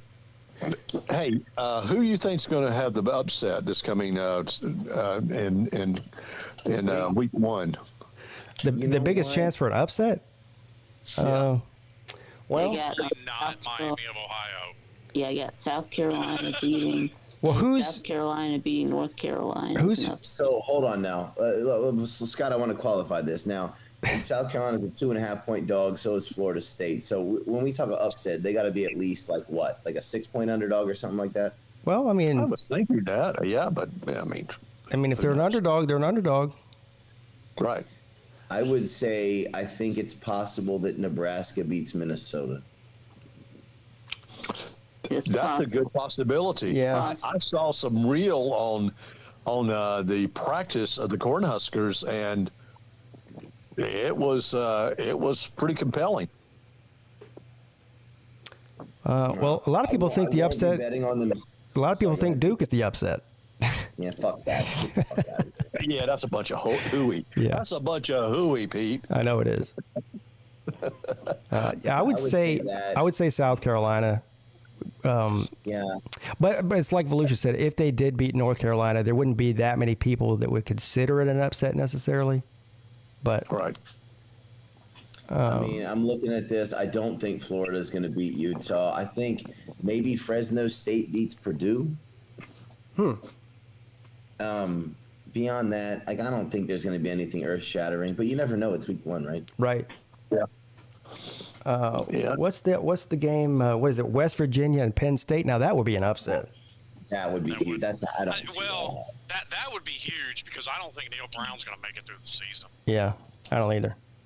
No, I mean, I've got West Virginia covering the 20.5, but I don't think they're going to win the game. The funniest upset, though, it's not going to happen. But the funniest one would be if Virginia beat Tennessee. Yeah. Oh, wow. That won't happen. Virginia's bad. Virginia's bad. That would Virginia's be the worst awesome. team in our league. Dude, Tennessee fans on the internet would be absolutely. I mean, and am I the only one that's noticed? Like, we've gotten very close to the season, and TriStar is nowhere to be found. That is true. Yeah, he's gone, isn't he? Dylan Mullins in the chat says Middle Tennessee State upsets Alabama. Yeah, right. No, they beat Miami. They played really up for that game. Oh, you know what? This is a good point here. Arizona Tucson says Florida over Utah would be upset. Yeah, it would. I don't think that's going to happen. Yeah, dude. I don't think that's happening either. No, but that would be an upset. Now, granted, full transparency, I picked Utah to win the game last year too. So. Yeah, I mean, they're in Salt Lake this time, and Utah's got a quarterback. Who's Florida's quarterback? Graham Mertz. Oh, yeah. Yeah. Graham Mertz. You fucking... No, okay, no. He's fucking terrible. I haven't found. I put a hot take out there, and a bunch of people didn't bite on it. I said I actually think that Colorado and Florida may end the season with the same record. 3-9, 4-8. Yeah.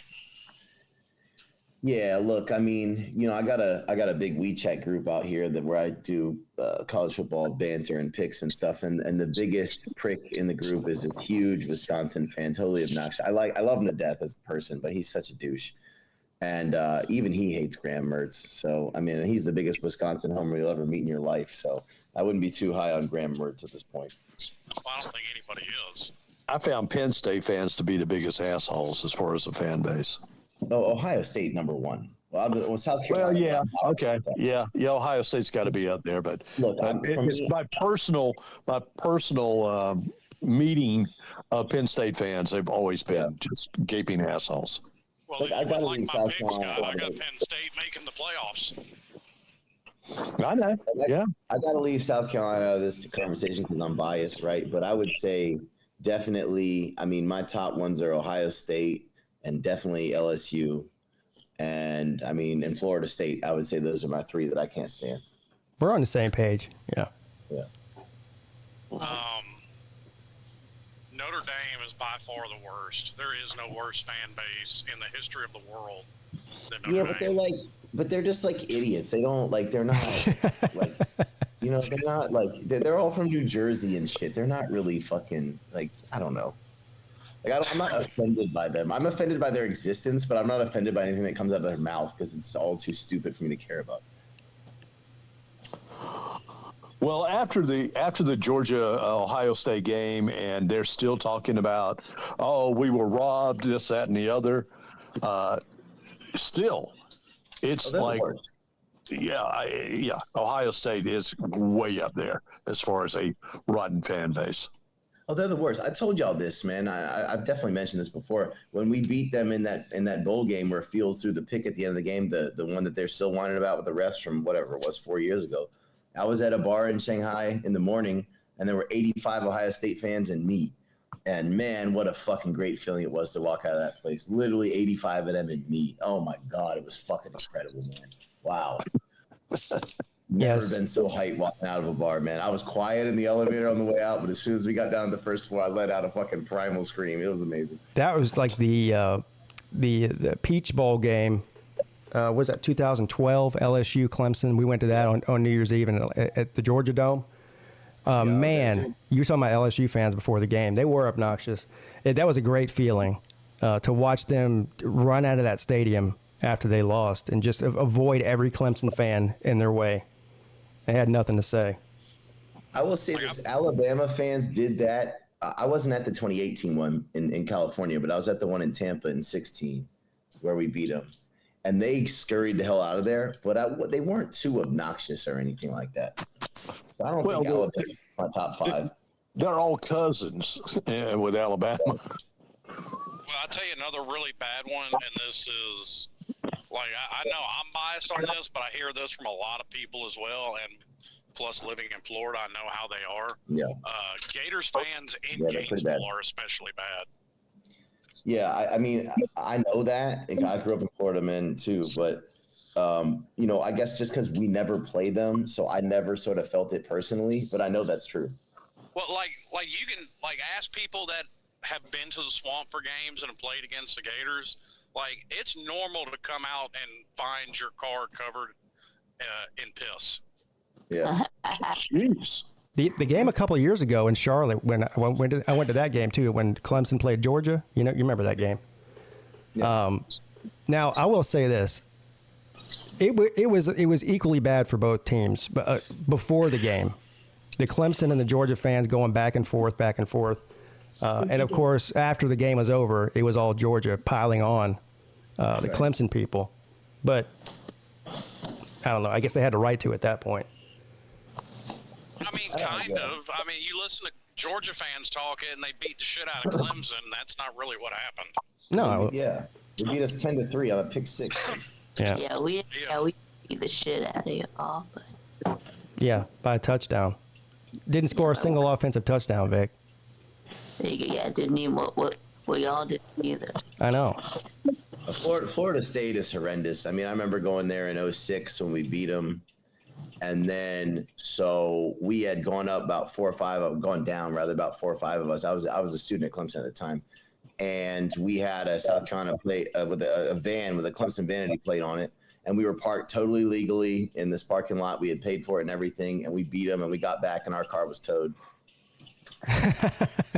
Damn. Yep, and we had to walk through like some of the worst neighborhoods in Tallahassee to go get it. I remember the cop. I was like, shit, we got our car towed, blah, blah, blah, blah. And he's like, yeah, you got to go over there, points to his right. We had to go about 3 blocks that way. I'm like, can we walk? He's like, I wouldn't. And then turns his back and walks away. I'm like, what the fuck, dude? Yeah. Anyway. Well, gentlemen, I'll let you be. You guys have a great rest of the week. Okay? Yeah, I got to get off here anyway. Thanks, Scott. We'll talk to you later. Yeah, man. All right. Yeah, I got to get off. Hi, guys. Are we doing a midday show later in the week? Yeah, both Wednesday and Friday. Okay, I'll see if I can make it on. Oh, yeah, it's football season. Yeah. He's going to have them now. Hell yeah. Yeah. All right, cool. Yeah, see if we can get on and talk in depth about Duke or whatever. Yep, definitely. All right, boys. Talk to y'all later. All right, man. See you later. All right, Vic. Yeah, okay. Yeah, bye, Pete. See you Bye, later. Slim. All right, Vic. All right, Slim. That's going to do Pleasure it. as always, sir. Pleasure as always. Appreciate you coming on. Yes, sir. All right. All right, guys. That's going to do it for me. A quick reminder, though. Lunch Money Show tonight over on Uncle Lou's channel. We'll be discussing some betting lines, I'm sure, finally, for week 1. And, of course, don't forget to check out the GoFundMe page that Joey set up for our buddy Traveling Fools. Again, doesn't matter if it's $5, $10, $50, $100, whatever you can do to help him out. I'm sure he'll be eternally grateful for it, as will the rest of us. All right, guys, have a great Monday, and I'll see you tonight at 10 o'clock. Have a good one.